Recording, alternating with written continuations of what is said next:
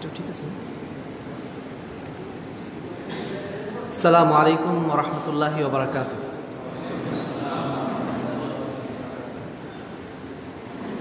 আলহামদুলিল্লাহি রাব্বিল আলামিন ওয়াল আকিবাতু লিল মুত্তাকিন ওয়াস সালাতু ওয়াস সালামু আলা আশরাফিল আমবিয়াই ওয়াল মুরসালিন নবিয়িনা মুহাম্মদ ওয়া আলা আলিহি ওয়া সাহবিহি আজমাইন ওয়া মান তাবিআহুম বিইহসানিন ইলা ইয়াউমিদ্দিন। আম্মা বা'দ, ফাআউযু বিল্লাহি মিনাশ শাইতানির রাজীম। বিসমিল্লাহির রহমানির রহিম।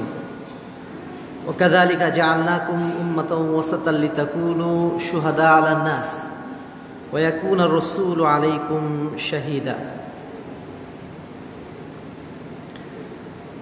সিলেট আত্তাকুয়া মসজিদ কর্তৃক আয়োজিত পবিত্র জুমার দিন বাদ মাগরিব আজকের এই মহতি ইসলামী হালাকার আয়োজকবৃন্দ, উপস্থিত আমার সামনে অত্র জেলার অত্র এলাকার বিভিন্ন প্রান্ত থেকে আগত সম্মানিত উপস্থিতি, প্রশংসা আল্লাহ রাব্বুল আলামিনের জন্য, যার অশেষ রহমতে আমরা কিছু সময়ের জন্য পবিত্র কোরআন এবং সহিহ হাদিস থেকে কিছু আলোচনা করা এবং শোনার জন্য সুযোগ লাভ করেছি। যে আল্লাহ রাব্বুল আলামিন আমাদেরকে এই দ্বীনি মজলিসে বসার সুযোগ করে দিয়েছেন, তার উদ্দেশ্যে আমরা শুকরিয়া আদায় করি। আলহামদুলিল্লাহ।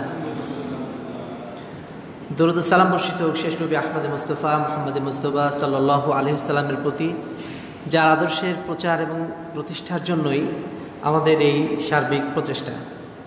সুপ্রিয় উপস্থিতি, প্রথমেই বলে নিই যে আত্তাকুয়া মসজিদ আলহামদুলিল্লাহ সিলেটের একটা আহলে হাদিস বা পবিত্র কোরআন এবং সহিহ হাদিসের অনুসারীদের একটা প্রাণকেন্দ্রে আলহামদুলিল্লাহ পরিণত হয়েছে, যেটা আজকে আমি নিজে এসে স্বচক্ষে দেখে পরিষ্কারভাবে উপলব্ধি করতে পেরেছি। আলহামদুলিল্লাহ, এটা আল্লাহ রাব্বুল আলামিনের পক্ষ থেকে একটা কবুলিয়াতের লক্ষণ নিঃসন্দেহে।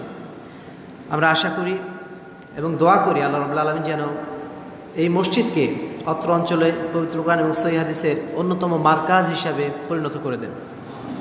আল্লাহ রাব্বুল আলামিন যেন আমরা যারা এখানে এসেছি, ভবিষ্যতে যারা আসবো, প্রত্যেককেই যেন আল্লাহ রাব্বুল আলামিন পবিত্র কোরআন এবং সহিহ হাদিসের একজন মর্দে মুজাহিদ হিসাবে যেন কবুল করে নেন। আল্লাহুম্মা আমিন। সুপ্রিয় মুসলিমবৃন্দ,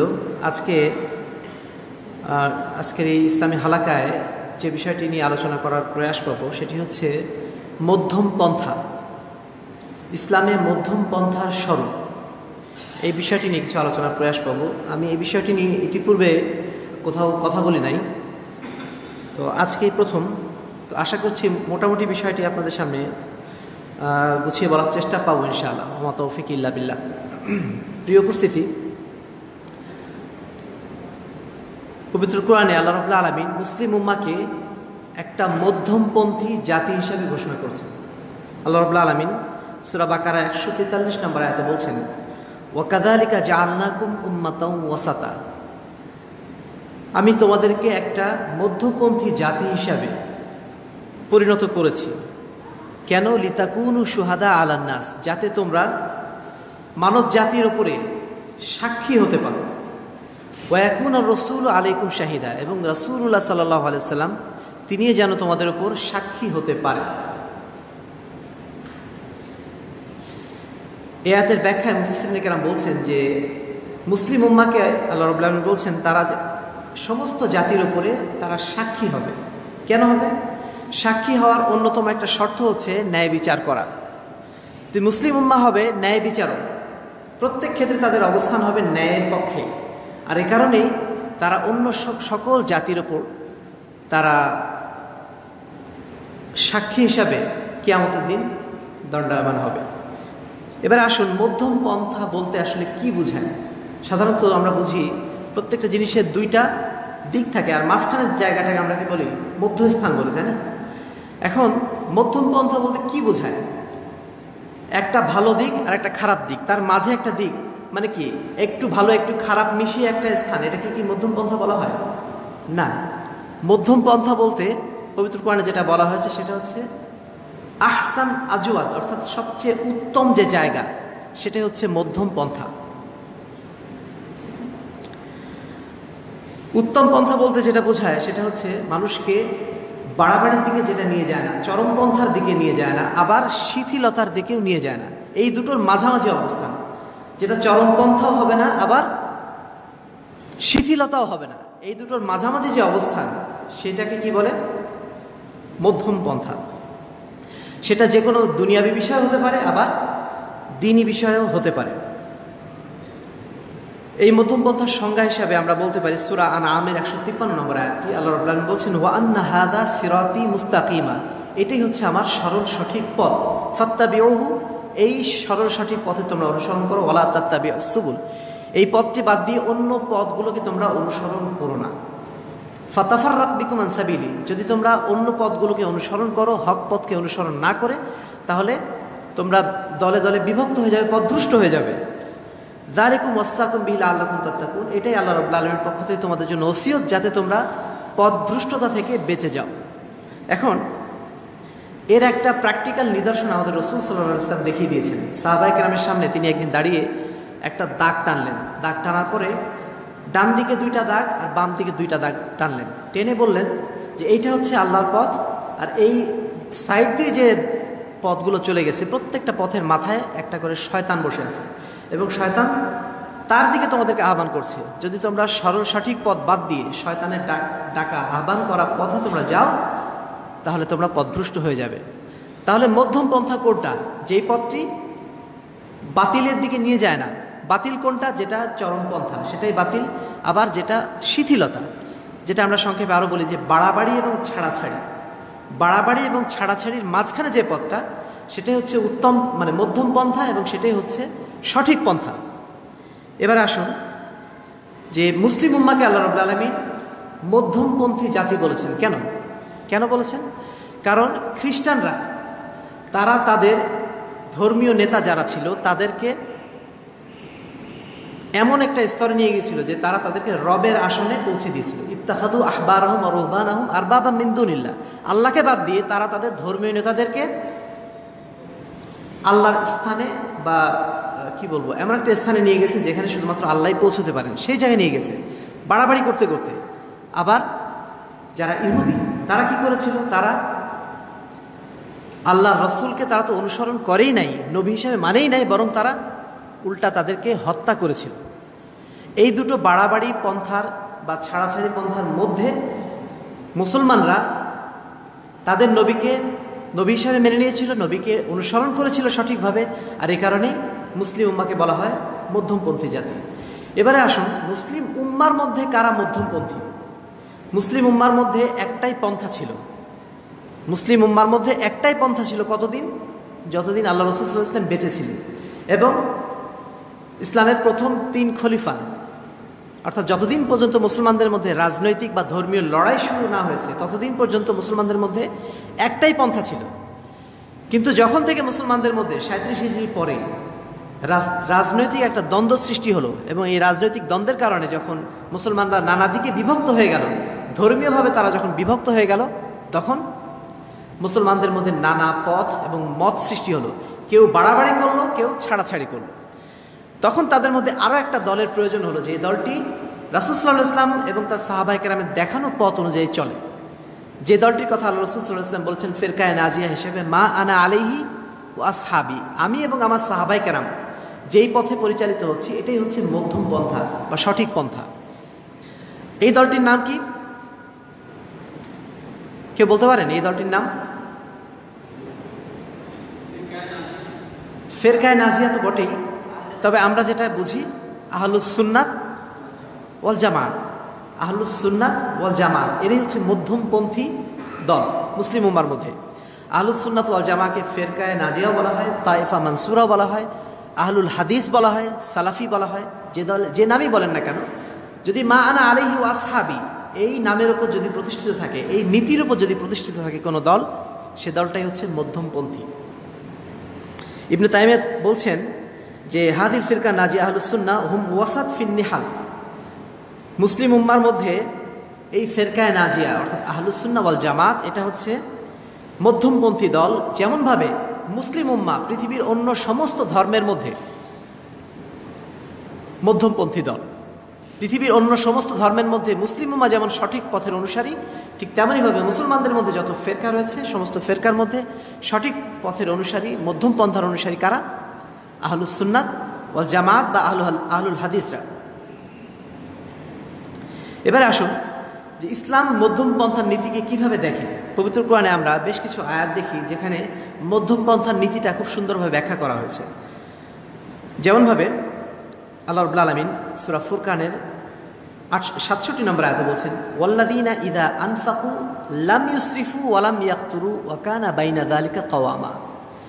ব্যয় করার ক্ষেত্রে যেটা তিনি আল্লাহ রাব্বুল আলামিন বলছেন যে মুমিনদের পরিচয় হলো এটাই যে তারা যখন ব্যয় করে, তারা যখন খরচ করে, লাম ইউসরিফু অপব্যয় করে না, ওয়া লাম ইয়াকতুরু এবং তারা কৃপণতা করে না, ওয়া কানা বাইনা যালিকা কাওয়ামা বরং তারা এই দুটি অবস্থার মাঝামাঝি থাকে। অর্থাৎ তারা অপব্যয় যেমন করে না আবার কৃপণতা করে না। মুসলিম উম্মার বৈশিষ্ট্য বা মুমিনদের বৈশিষ্ট্য হচ্ছে এটা। অন্য হাদিসে, অন্য আয়াতে আল্লাহ রাব্বুল আলামিন বলছেন যে ওয়ালা তাজআল ইয়াদাকা মাগলুলা ইলা উনুকিকা, তোমরা তোমাদের হাতকে তোমাদের কাঁধে লটকিয়ে রেখো না। অর্থাৎ যারা কৃপণ মানুষ তারা সবসময় তাদের হাত গুটিয়ে রাখে, তো তোমরা এই কাজ করো না। ওয়ালা তাবসুতহা কুল্লাল বাসতে, আবার হাত পুরোপুরি খুলেও দিও না। ফাতাকউদা মালুমান মাহসুরা, তাহলে তোমরা নিন্দিত অবস্থায় এবং ক্ষতিগ্রস্ত অবস্থায় পড়ে যাবে। এই আয়াতগুলোতে স্পষ্টভাবে বোঝানো হচ্ছে যে মুসলিম বা একজন মুমিনের চলার পথটা সবসময় হবে মধ্যমপন্থী। তারা যখন ব্যয় করবে তখন অতিরিক্ত অপব্যয় করবে না, আবার তারা অধিক কার্পণ্য করবে না। দুইটার মাঝামাঝি পথ তারা বেছে নেবে, আর এটাই হচ্ছে মধ্যম পন্থা, এটাই হচ্ছে সঠিক পন্থা। আয়েশা রাদিয়াল্লাহু তাআলা আনহা থেকে বর্ণিত আরেকটা হাদিস, রাসূলুল্লাহ সাল্লাল্লাহু আলাইহি ওয়াসাল্লাম বলছেন যে সাদ্দিদু ওয়া কারিবু, তোমরা মধ্যম পন্থা অবলম্বন করো এবং আল্লাহর নৈকট্য হাসিল করো। ওয়ালামু, এবং জেনে রাখো, আল্লাহ লা ইয়াদখুলা আহাদাকুম আমালুহু আল জান্নাহ, কোনো ব্যক্তিকে তার আমল কখনো জান্নাতে নিয়ে যাবে না। এরপরে আল্লাহ রাসূলকে সাহাবায়ে কেরাম জিজ্ঞাসা করেছিলেন, হে আল্লাহ রাসূল, আপনাকেও কি নিয়ে যাবে না? আপনি এত বেশি আমল করেন, তবু কি আপনার আমল আপনাকে জান্নাতে নিয়ে যাবে না? আল্লাহ রাসূল সাল্লাল্লাহু আলাইহি ওয়াসাল্লাম উত্তরে কি বলেছিলেন? তিনি বলেছিলেন যে আমাকেও আমার আমল জান্নাতে নিয়ে যাবে না। আমাকে জান্নাতে নিয়ে যাবে কি? আল্লাহর রহমত। তারপরে আল্লাহ রাসূল বলছেন যে ওয়া আন্না আহাব্বাল আমাল ইলাল্লাহি আদওয়ামুহা ওয়া ইন কাল্লা, যে আল্লাহর কাছে সবচেয়ে প্রিয় আমল হলো সেই আমল যে আমলটা নিয়মিত করা হয়, যদিও সেটা কম হোক। অর্থাৎ এখানে এই হাদিসে যেটা বলা হচ্ছে যে তোমরা আমল খুব বেশি বেশি করো, এটা আল্লাহ রাব্বুল আলামিনের প্রয়োজন নেই। কত আমল করবা তুমি, যত আমলই করো না কেন, আল্লাহ রাব্বুল আলামিনের দেওয়া হক তুমি আদায় করতে পারবা না। তো বেশি বেশি আমল করাটা ইমানদারের পরিচয় নয়। ইমানদারের পরিচয় হলো তারা নিয়মিত কোনো আমল করবে, যদিও সেটা কম হোক না কেন। এবারে আসুন যে ইসলামের মধ্যপন্থার স্বরূপ আমরা কিছু দেখি। প্রথমে আমরা দেখব যে আকীদার ক্ষেত্রে ইসলামের মধ্যম পন্থা বা আহলুস সুন্নাত ওয়াল জামাতের মধ্যম পন্থাটা কেমন। ইমাম ইবনে তাইমিয়া তিনি বলছেন যে আহলুস সুন্নাত ওয়াল জামাত তারা হচ্ছেন আকীদার ক্ষেত্রে সবসময় মধ্যমপন্থী। কিভাবে? যেমন তারা আল্লাহ রাব্বুল আলামিনের পরিচয় সম্পর্কে প্রথম যুগের মুসলমান যারা ছিল, যারা কাদরিয়া ছিল, যারা মুতাজিলা ছিল, যারা মুরজিয়া ছিল, তারা যেভাবে বাড়াবাড়ি করেছিল, তারা যেভাবে ছাড়াছাড়ি করেছিল, আহলুস সুন্নাত ওয়াল জামাত এই বাড়াবাড়ি এবং ছাড়াছাড়ি থেকে মুক্ত ছিল। যেমন খুতবাতেই বোধহয় কিছু বলেছিলাম এই বিষয় নিয়ে যে আল্লাহ রাব্বুল আলামিনকে যারা মুতাজিলা, যারা যুক্তিবাদী, তারা বলে যে আল্লাহ রাব্বুল আলামিনের কোনো পবিত্র কোরআনে এবং যে আল্লাহ রাব্বুল আলামিনের যে সিফাতগুলো বলা হয়েছে, আল্লাহ রাব্বুল আলামিনের যে গুণগুলো বলা হয়েছে, যে আল্লাহ রাব্বুল আলামিন আরশে আছেন, আল্লাহ রাব্বুল আলামিনের হাত আছে, পা আছে, এই যে বিষয়গুলো নিয়ে প্রথম যুগের মুসলমানরা বিতর্ক করেছিল, সে বিষয়ে আহলুস সুন্নাত ওয়াল জামাতের অবস্থান চরমপন্থীও ছিল না, আবার শিথিলপন্থীও ছিল না। চরমপন্থা কারা করেছিল? যারা ছিল মুতাজিলা। তারা বলেছিল যে আল্লাহ রাব্বুল আলামিনের এই গুণগুলো আরোপ করা, মানে আল্লাহকে বলা যে আল্লাহর হাত আছে, পা আছে বা আল্লাহ আরশে আছেন, এটা বললে আল্লাহকে মানুষের মতো কল্পনা করা হয়। অতএব এই কথাগুলো আমাদেরকে রূপক অর্থে ধরে নিতে হবে। এই কথাগুলো রূপক অর্থে ধরে নিতে হবে যে আল্লাহ রাব্বুল আলামিনের আরশের উপর আছেন, মানে আল্লাহর ক্ষমতাটা সারা বিশ্বব্যাপী বিরাজমান। আল্লাহ রাব্বুল আলামিনের হাত আছে, মানে আল্লাহর ক্ষমতা আছে। এই সমস্ত যে ব্যাখ্যা তারা করেছিল, এই ব্যাখ্যার বিপরীতে আরেক দল বলেছিল যে না, আল্লাহর হাত আছে, পা আছে এবং সেটা মানুষের মতোই।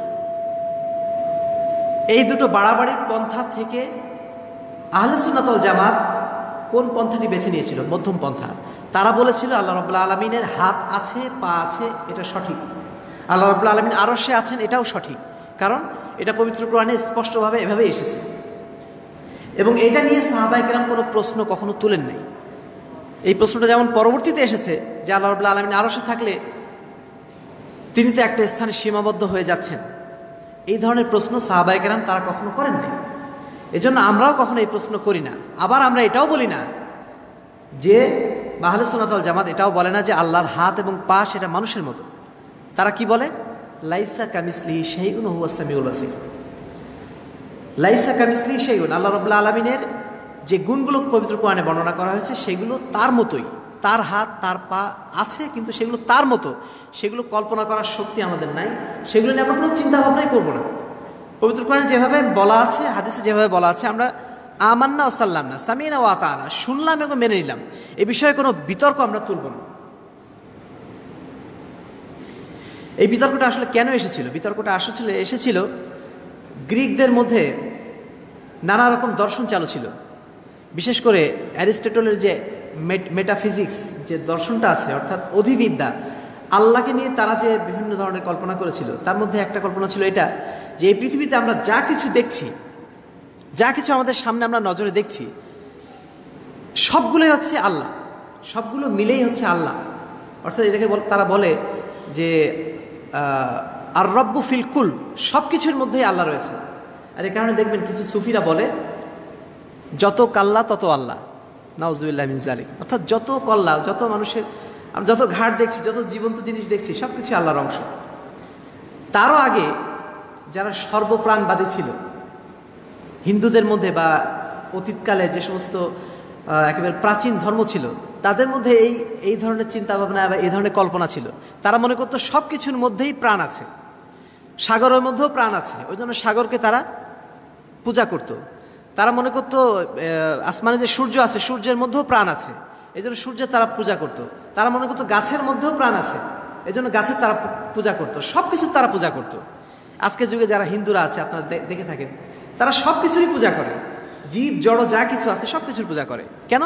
তারা মনে করে সব কিছুর মধ্যেই প্রাণ আছে।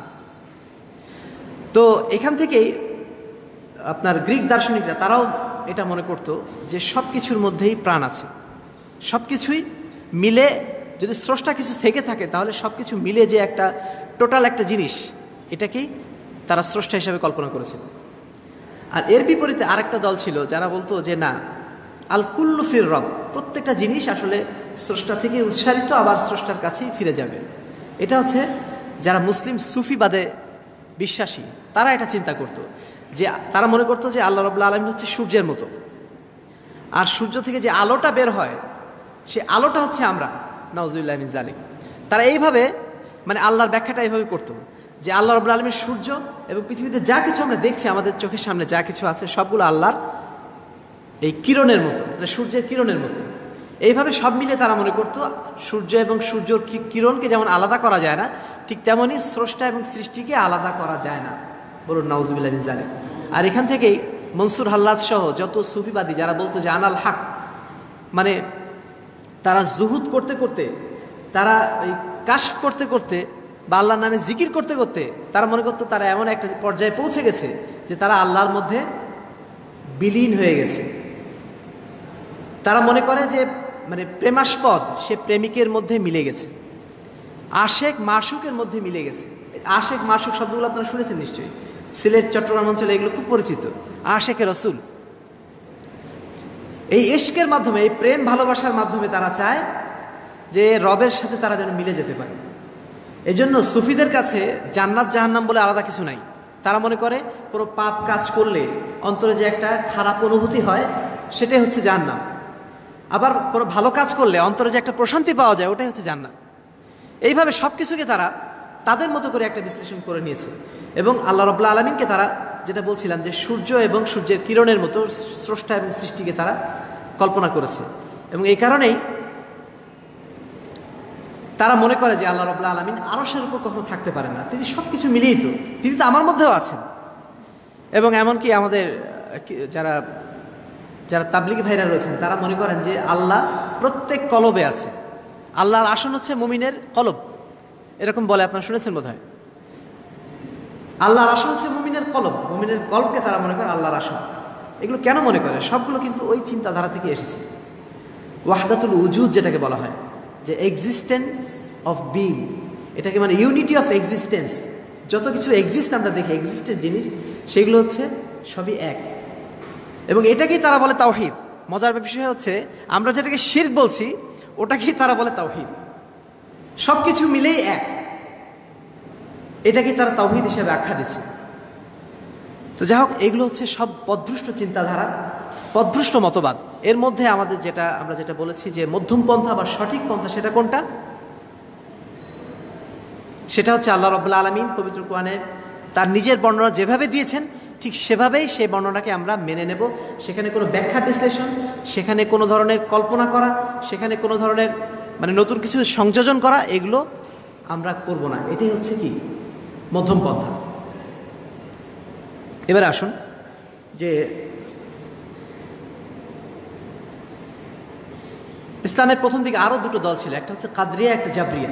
এদের আকীদা কি ছিল? তারা মনে করতো যে পৃথিবীতে যা কিছু হচ্ছে সব আল্লাহই করাচ্ছেন, অতএব বান্দার কোনো দোষ নেই। আপনারা শুনেছেন একটা কবিতা এরকম, যে যেমনে নাচাও তেমনে নাচি, পুতুলের কি দোষ, এরকম একটা গানও বোধহয় আছে। তারা মনে করে যে পাপ পুণ্য আমরা যাই করছি না কেন সেটা আল্লাহই করান। বুঝতে পারছেন? আরেকটা দল আছে যারা মনে করে যে কাদরিয়া, তারা বলে যে না, বান্দা সব নিজের কাজ নিজেই করে, এখানে আল্লাহ রাব্বুল আলামিনের কোনো ইচ্ছা মানে সক্রিয় না, অর্থাৎ বান্দা নিজের ইচ্ছা যা করে তাই করে। এর মাঝখানে আহলে সুন্নাত ওয়াল জামাতের আকীদা কি? আহলে সুন্নাত ওয়াল জামাত মনে করে বান্দা নিজের ইচ্ছায় করে, কিন্তু আল্লাহ রাব্বুল আলামিনের ইচ্ছা ছাড়া সেটা কার্যকর হয় না। ওমা তাশাউনা ইল্লা ইয়াশা আল্লাহ, তোমরা কোনো বিষয়ে কোনো ইচ্ছা পোষণ করতে পারো না যতক্ষণ না পর্যন্ত আল্লাহ রাব্বুল আলামিন ইচ্ছা না করেন। বান্দা তার নিজের কাজ নিজেই করে, কিন্তু আল্লাহ রাব্বুল আলামিন তাকে সক্ষমতা দিয়েছেন বলেই সে কাজটা সে করতে পারে। যদি সক্ষমতা না দিতেন তাহলে সে কাজটা সে পারত না। এটা হচ্ছে মধ্যমপন্থী আকীদা। এবার আসুন যে ইমানের ক্ষেত্রে দুইটা দল হয়ে গেছিল, একটা হচ্ছে খাওয়ারিজ আর একটা হচ্ছে মুরজিয়া। খারেজি যারা, তারা মনে করতো যে আমলটা হচ্ছে ইমানের অংশ। কোনো ব্যক্তি যদি কোনো পাপ কাজ করে, কোনো অন্যায় কাজ করে, যদি কবিরা গুনাহ করে, তাহলে তার ইমান আর থাকে না, সে কাফের হয়ে যায়। আরেকটা দলের বিপরীতে এসেছিল, তারা হচ্ছে মুরজিয়া। তারা কি বলতো? তারা বলতো যে ইমান থাকা অবস্থাতে কোনো ব্যক্তি যদি পাপ কাজ করে তাহলে তার ইমানে কোনো ক্ষতি হয় না, তার ইমানটা যথাস্থানে থাকে, তার পাপ কাজের জন্য সে ক্ষমা পেয়ে যাবে আল্লাহর কাছে। সে কবিরা গুনাহ করলেও সে আল্লাহর কাছে ক্ষমা পেয়ে যাবে, তার তওবা না করলেও হবে। এই ধরনের কিছু আকীদা তারা পোষণ করত।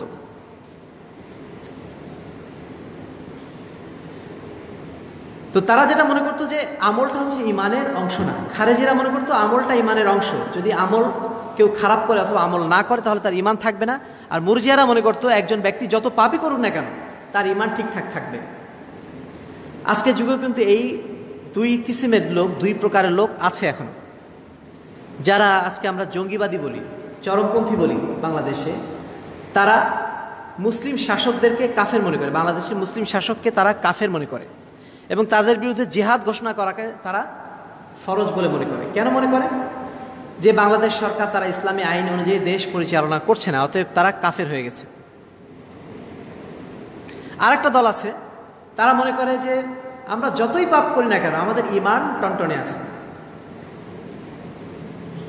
তারা দেখা যাচ্ছে সালাত সিয়াম আদায় করছে, হজ আদায় করছে, একই সাথে তারা সমস্ত ধরনের পাপ করে যাচ্ছে, সুদ ঘুষ জেনা ব্যভিচার সবই করে যাচ্ছে, সাথে সাথে তারা বলছে আমাদের ঈমান ঠিক আছে, আমরা পাপ করি আর না করি, আমাদের ঈমানটা ঠিক আছে, আমরা আল্লাহকে বিশ্বাস করি।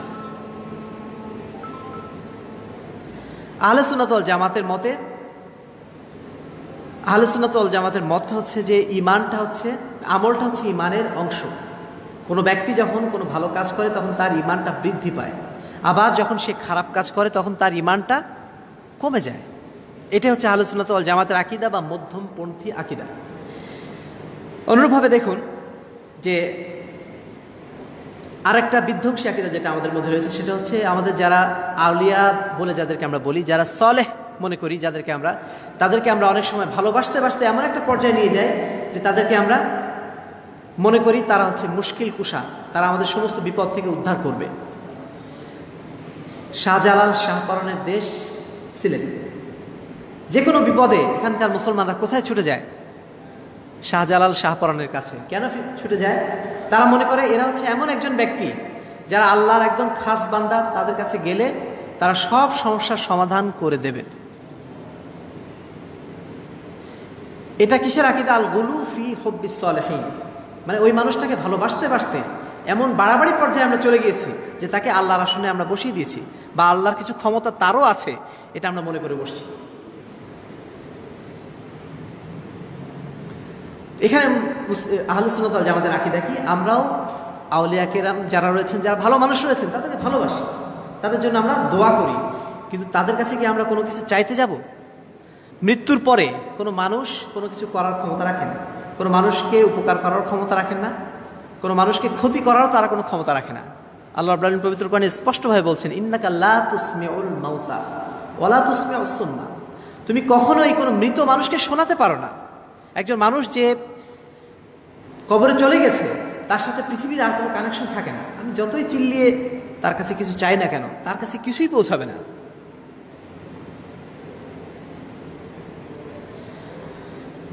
অনুরূপভাবে আমাদের রাসূল সাল্লাল্লাহু আলাইহি ওয়াসাল্লামকে ভালোবাসার নামে একটা দল বাড়াবাড়ি করতে করতে এমন পর্যায়ে নিয়ে চলে গেছে যে আল্লাহ রাব্বুল আলামিনকেও, আল্লাহ রাসূল সাল্লাল্লাহু আলাইহি ওয়াসাল্লামকেও আল্লাহর পর্যায়ে নিয়ে গেছে। তারা কি বলছে? যে আল্লাহ রাব্বুল আলামিন আসমানে যখন ছিলেন তখন তিনি ছিলেন কি? আহাদ, তিনি এক ছিলেন। তারপরে তিনি যখন আসমান থেকে দুনিয়ায় আসলেন তখন তার নাম হয়ে গেল আহমাদ। বলুন নাউজুবিল্লাহ মিন যালিক। অর্থাৎ আল্লাহ রসুলকে তারা আল্লাহর আসনে বসিয়ে দিল। আল্লাহ রসুলকে ভালোবাসার নামে আশিকি রসুল নামে একটা বাংলাদেশে গ্রুপ বের হয়েছে। কিছুদিন পরে, আর মাসখানিক পরে বোধহয়, বা 2 মাস পরে সম্ভবত, রবিউল আউয়াল মাস, সেই মাসে তারা একটা ঈদ পালন করে, নতুন একটা ঈদ তারা আবিষ্কার করেছে, ঈদে মিলাদুন্নবী। আল্লাহ রসুলের জন্মদিবস উপলক্ষে তারা একটা ঈদের আবিষ্কার করেছে, এবং তারা কি বলছে? সকল ঈদের সেরা ঈদ ঈদে মিলাদুন্নবী। আর একটা গ্রুপ দেখলাম কিছুদিন আগে আমাদের রাজশাহীতেই বড় বড় পোস্টার মেরে রেখেছে কি সাইয়্যিদুল আয়াদ শরীফ। শুনেছেন আপনারা? দেখেছেন নাকি? সিলেটেও আছে সাইয়্যিদুল আয়াদ শরীফ, অর্থাৎ সবচেয়ে, মানে সকল ঈদের মধ্যে শ্রেষ্ঠ ঈদের উৎসব। এটার জন্য তারা 2 মাস আগের থেকে প্রস্তুতি নিচ্ছে, 2 মাস আগের থেকে তারা উৎসব শুরু করেছে। এইগুলো সব আশিকে রাসূল, আল্লাহ রাসূলের ভালোবাসার নামে বাড়াবাড়ি ছাড়া আর কিছু না। আল্লাহ রাব্বুল আলামিন পবিত্র কোরআনে কি বলছেন? কুল ইন কুনতুম তুহিব্বুনাল্লাহ, যদি তোমরা আল্লাহকে ভালোবেসে থাকো, ফাত্তাবিউনি, তাহলে আমার অনুসরণ করো, অর্থাৎ আল্লাহ রাসূলের অনুসরণ করো। আল্লাহ রাসূলের ভালোবাসা প্রমাণিত হবে কিসের মাধ্যমে? তার অনুসরণের মাধ্যমে। আল্লাহ রাসূলের জন্মদিবস উপলক্ষে ঈদে মিলাদুন্নবী পালন করার মাধ্যম দিয়ে কখনো আল্লাহ রাসূলের প্রতি ভালোবাসা প্রকাশ করা যায় না। এই ভালোবাসা আল্লাহ রাসূল নিজে প্রকাশ করেননি, তার রাসূল সাহাবায়ে কেরাম কখনো প্রকাশ করেননি, বা উম্মতের যারা শ্রেষ্ঠ ওলামায়ে কেরাম তারা কেউ কখনো এইভাবে আল্লাহ রাসূলের প্রতি ভালোবাসা প্রকাশ করেন নাই। পাকিস্তানে আমি কয়েক বছর ছিলাম, তো শেষ বছর ঈদে মিলাদুন্নবীর অনুষ্ঠানটা কেমন হয় পাকিস্তানে, এটা দেখার জন্য একটু বের হয়েছিলাম। তো পাকিস্তানের রাওয়ালপিন্ডি, আমাদের ইসলামাবাদে ছিলাম আমি, সেখান থেকে কাছেই রাওয়ালপিন্ডি। সেখানে যেয়ে দেখলাম যে অন্তত প্রায় 2 কিলোমিটার ব্যাপী একটা জায়গায় সেখানে হিন্দুদের যে পূজা মণ্ডপগুলো আছে, এরকম পূজা মণ্ডপের মতো পুরা 2 কিলোমিটার এলাকা পূজা মণ্ডপের মতো সাজিয়ে রাখছে, এবং প্রত্যেকটা ঘরে ঘরে আল্লাহ রসুলের নামে শরবত পাওয়া যাচ্ছে, আরও কত কি। সেখানে গান বাজনা ঢোল তবলা সব কিছু চলছে। দেখে মনে হচ্ছে সম্পূর্ণ এটা একটা হিন্দুদের অনুষ্ঠান, অথচ সেটা তারা পালন করছে ঈদে মিলাদুন নবীর নাম করে। মুসলিম উম্মার মধ্যে যে এত কুসংস্কার লুকিয়ে আছে, এটা ওখানে না গেলে বুঝতে পারতাম না। আল্লাহু আকবার। তো যেটা বলতে চেয়েছিলাম যে এই বাড়াবাড়িগুলো যেগুলো হচ্ছে, এই বাড়াবাড়ির ক্ষেত্রে আমাদের যেটা সঠিক নীতি বা মধ্যম পন্থা, সেটা কি? আল্লাহ রসুলকে আমরা ভালোবাসি কিসের মাধ্যমে? তার সুন্নাতকে অনুসরণের মাধ্যমে। তার প্রতি ভালোবাসার প্রকাশ হবে তার সুন্নাতের অনুসরণের মাধ্যমে। অন্য কোনো পদ্ধতি যেটা আল্লাহ রসুল সাল্লাল্লাহু আলাইহি ওয়াসাল্লাম নিজে বলে যাননি বা সাহাবায়ে কেরাম যে পদ্ধতিগুলো বলে যাননি, সে সমস্ত পদ্ধতিতে ভালোবাসা প্রকাশ করলে সেই ভালোবাসাটা কখনোই ভালোবাসা হিসাবে গণ্য হবে না। আল্লাহ রসুল সাল্লাল্লাহু আলাইহি ওয়াসাল্লাম নিজেই স্পষ্ট করে বলে গেছিলেন, তিনিও বুঝতে পেরেছিলেন যে আমি মারা যাওয়ার পর নিশ্চয়ই আমাদের উম্মতের মধ্যে কেউ কেউ এই ধরনের আকীদা পোষণ করবে। এজন্য তিনি আগেই বলে গিয়েছিলেন, লা তুতরুনি কামা আতরাতিন নাসারা ইবনা মারিয়াম, তোমরা আমার ব্যাপারে বাড়াবাড়ি করো না ওইভাবে যেভাবে ইহুদিরা নাসারারা ঈসা আলাইহিস সালামের ব্যাপারে বাড়াবাড়ি করেছে। ফাইন্নামা আনা আবদুহু, আমি আল্লাহর বান্দা ছাড়া কিচ্ছু না। ফাকুলু আব্দুল্লাহ ওয়া রাসূলুহু, তোমরা আমার ব্যাপারে এতটুকুই বলতে পারো যে আমি আল্লাহর বান্দা এবং তার রাসূল, এর বাইরে আমি আর কিছু না। এবার আসি যে শরীয়ত অনুসরণের ক্ষেত্রে মধ্যম পন্থার স্বরূপ কি হবে। শরীয়ত অনুসরণের ক্ষেত্রে আমাদের মধ্যে প্রচুর বাড়াবাড়ি আছে, প্রচুর বাড়াবাড়ি। এগুলো এখন উদাহরণ দিয়ে শেষ করা যাবে না, কতগুলো আছে। সর্বপ্রথম যে বাড়াবাড়ি আমাদের মধ্যে, সেটা হচ্ছে আমরা আমাদের যারা ধর্মীয় নেতারা আছে তাদেরকে একেবারে রবের আসনে বসিয়ে দিয়েছি। বিভিন্ন মাযহাবে যারা অনুসরণ করেন, তারা তাদের মাযহাবের যারা ইমাম রয়েছেন তাদেরকে এমন পর্যায়ে নিয়ে যান যে তাদের কথা অনুযায়ী হক এবং বাতিল নির্ধারিত হয়। কোনো বিষয়ে যদি সহিহ হাদিস উপস্থাপন তার সামনে করা হয়, সেই হাদিসটাকে তারা উড়িয়ে দেন। কি বলে? যে এই হাদিসটা আমার মাযহাবের ইমাম তিনি গ্রহণ করেননি, অতএব এই হাদিসটা আমার জন্য প্রযোজ্য না। অথচ হাদিসটা সহিহ হাদিস, আল্লাহ রাসূল সাল্লাল্লাহু আলাইহি ওয়াসাল্লামের সহিহ হাদিস। সালাতের ক্ষেত্রে বিশেষ করে আমরা দেখি, যেমন রাফুল ইয়াদাইনি হাদিসটা, আমিন বলার হাদিসগুলা, এগুলোকে তারা কখনোই মানেন না। তারা বলেন যে এগুলো আমার ইমাম যেহেতু অনুসরণ করেন নাই, আমার ইমাম যেহেতু গ্রহণ করেননি, অতএব এই হাদিসগুলো আমাদের কাছে গ্রহণযোগ্য না। ইহুদি খ্রিস্টানদের মতো তারাও তাদের ধর্মীয় নেতাদেরকে রবের আসনে বসিয়ে নিয়েছেন। এটাকে আমরা কি বলছি? আর তাকলিদ, অন্ধ অনুসরণ বা তাকলিদ আর শাখসি, কোনো ব্যক্তিকে অন্ধভাবে অনুসরণ করা। ইসলাম কখনো কাউকে অন্ধভাবে অনুসরণ করার অনুমতি দেয়নি। আল্লাহ রসুল সাল্লাল্লাহু আলাইহি ওয়াসাল্লাম ছাড়া পৃথিবীতে এমন কোনো মানুষ নেই যিনি নির্ভুল হতে পারেন। প্রত্যেক মানুষের ভুল হতেই হবে, তিনি যদি মানুষ হয়ে থাকেন। অতএব যদি মানুষের ভুল হয়ে থাকে তাহলে কোনো মানুষকে অন্ধ অনুসরণ করার সুযোগ নেই। প্রত্যেক মানুষের ততটুকু আমরা অনুসরণ করতে পারি যতটুকু তার কথা আল্লাহ এবং তার রসুলের কথার সাথে মেলে। যখনই দেখবো আল্লাহ রসুলের কথার সাথে মিলছে না, তখনই আমরা সেটা মানতে আর বাধ্য নই। এমনকি চার মাযহাবে চার ইমামই কি বলে গিয়েছেন? ইদা সাহাল হাদিস ফাহুয়া মাযহাবি, যখন কোনো হাদিস সঠিক হবে, বিশুদ্ধভাবে প্রমাণিত হবে, তখনই জেনে রেখো সেটা আমার মাযহাব। চার ইমামের প্রত্যেক ইমামই কিন্তু বলে গিয়েছেন, তারা কেউ কখনো বলেননি তোমরা আমাকে অন্ধভাবে অনুসরণ করো, আমার কোনো ভুল থাকলেও সেটা গ্রহণ করো, এই কথা কেউ বলেননি। এমনকি তারা যে সমস্ত কড়া কড়া কথা বলে গিয়েছেন, শুনলে আশ্চর্য হয়ে যেতে। ইমাম শাফিঈ তিনি বলছেন, আমার যে কথাগুলো কোরআন এবং হাদিসের বিপরীত হবে সেগুলো দেয়ালে ছুঁড়ে মেরে দাও। এত স্পষ্ট কথা থাকার পরেও আমরা কিভাবে বলতে পারি যে মাযহাবের ইমামদের আমাদেরকে অন্ধভাবে অনুসরণ করতে হবে বা তাদের তাকলিদ করতে হবে? এই কথাটা বলাটাই তো বোকামি। এটাই মনে ভালো হচ্ছে, এই কথাটা বলাটাই বোকামি যে কোনো মানুষের অন্ধ অনুসরণ করতে হবে। তো আমাদের সমাজে শরীয়ত মানার ক্ষেত্রে বাড়াবাড়ি অন্যতম গুরুত্বপূর্ণ উদাহরণ হচ্ছে তাকলিদ। দুই নম্বর,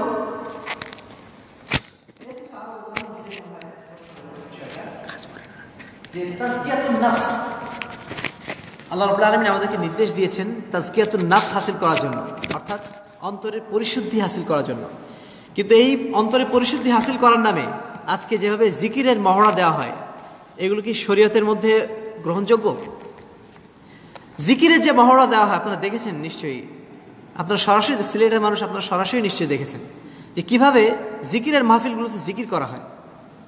আল্লাহ আল্লাহ আল্লাহ শব্দ বলে জিকিরগুলো করা হয়। এগুলো কি আল্লাহ রসুল সাল্লাল্লাহু আলাইহি ওয়াসাল্লামের নির্দেশিত জিকির? আল্লাহ রসুল বা সাহাবায়ে কেরাম কখনো এইভাবে জিকির করেছিলেন? এগুলো স্রেফ জিকিরের নামে বাড়াবাড়ি। এমনকি আমরা যেটা শুনেছি যে জিকিরের নামে দুইটা দল আছে বড় বাংলাদেশে, একটা হচ্ছে চরমনাই আর একটা হচ্ছে সারসিনা। এদের মধ্যে পার্থক্য হলো একটা দল তারা জোরে জোরে জিকির করতে বলে, আর একটা দল আস্তে আস্তে জিকির করতে বলে। জিক্রে জালি, জিক্রে খাফি, শুনেছেন এগুলো? মানে জোরে জোরে জিকির করতে হবে, আর একটা দল বলে গোপনে অন্তরে অন্তরে জিকির করতে হবে। জিকিরের নামে দুটো দল বাংলাদেশে বড় দল এখন চালু রয়েছে। যাই হোক, যেটা বলছিলাম, আল্লাহ আল্লাহ শব্দ দিয়ে জিকির বলে জিকির পবিত্র কোরআনে কোথাও নেই। আল্লাহ রাসূল সাল্লাল্লাহু আলাইহি ওয়াসাল্লাম বলছেন আফজালুজ জিকির লা ইলাহা ইল্লাল্লাহ, সবচেয়ে উত্তম জিকির হচ্ছে কি? লা ইলাহা ইল্লাল্লাহ বলা। আপনি আল্লাহ আল্লাহ বলছেন, আল্লাহ আল্লাহ মানে কি? আল্লাহ আল্লাহ মানে কি? কাউকে মানে আল্লাহর কাছে কিছু আপনি চান, তাহলে না হয় একটা কিছু হয়, কিন্তু আল্লাহ আল্লাহ বলার অর্থটা কি?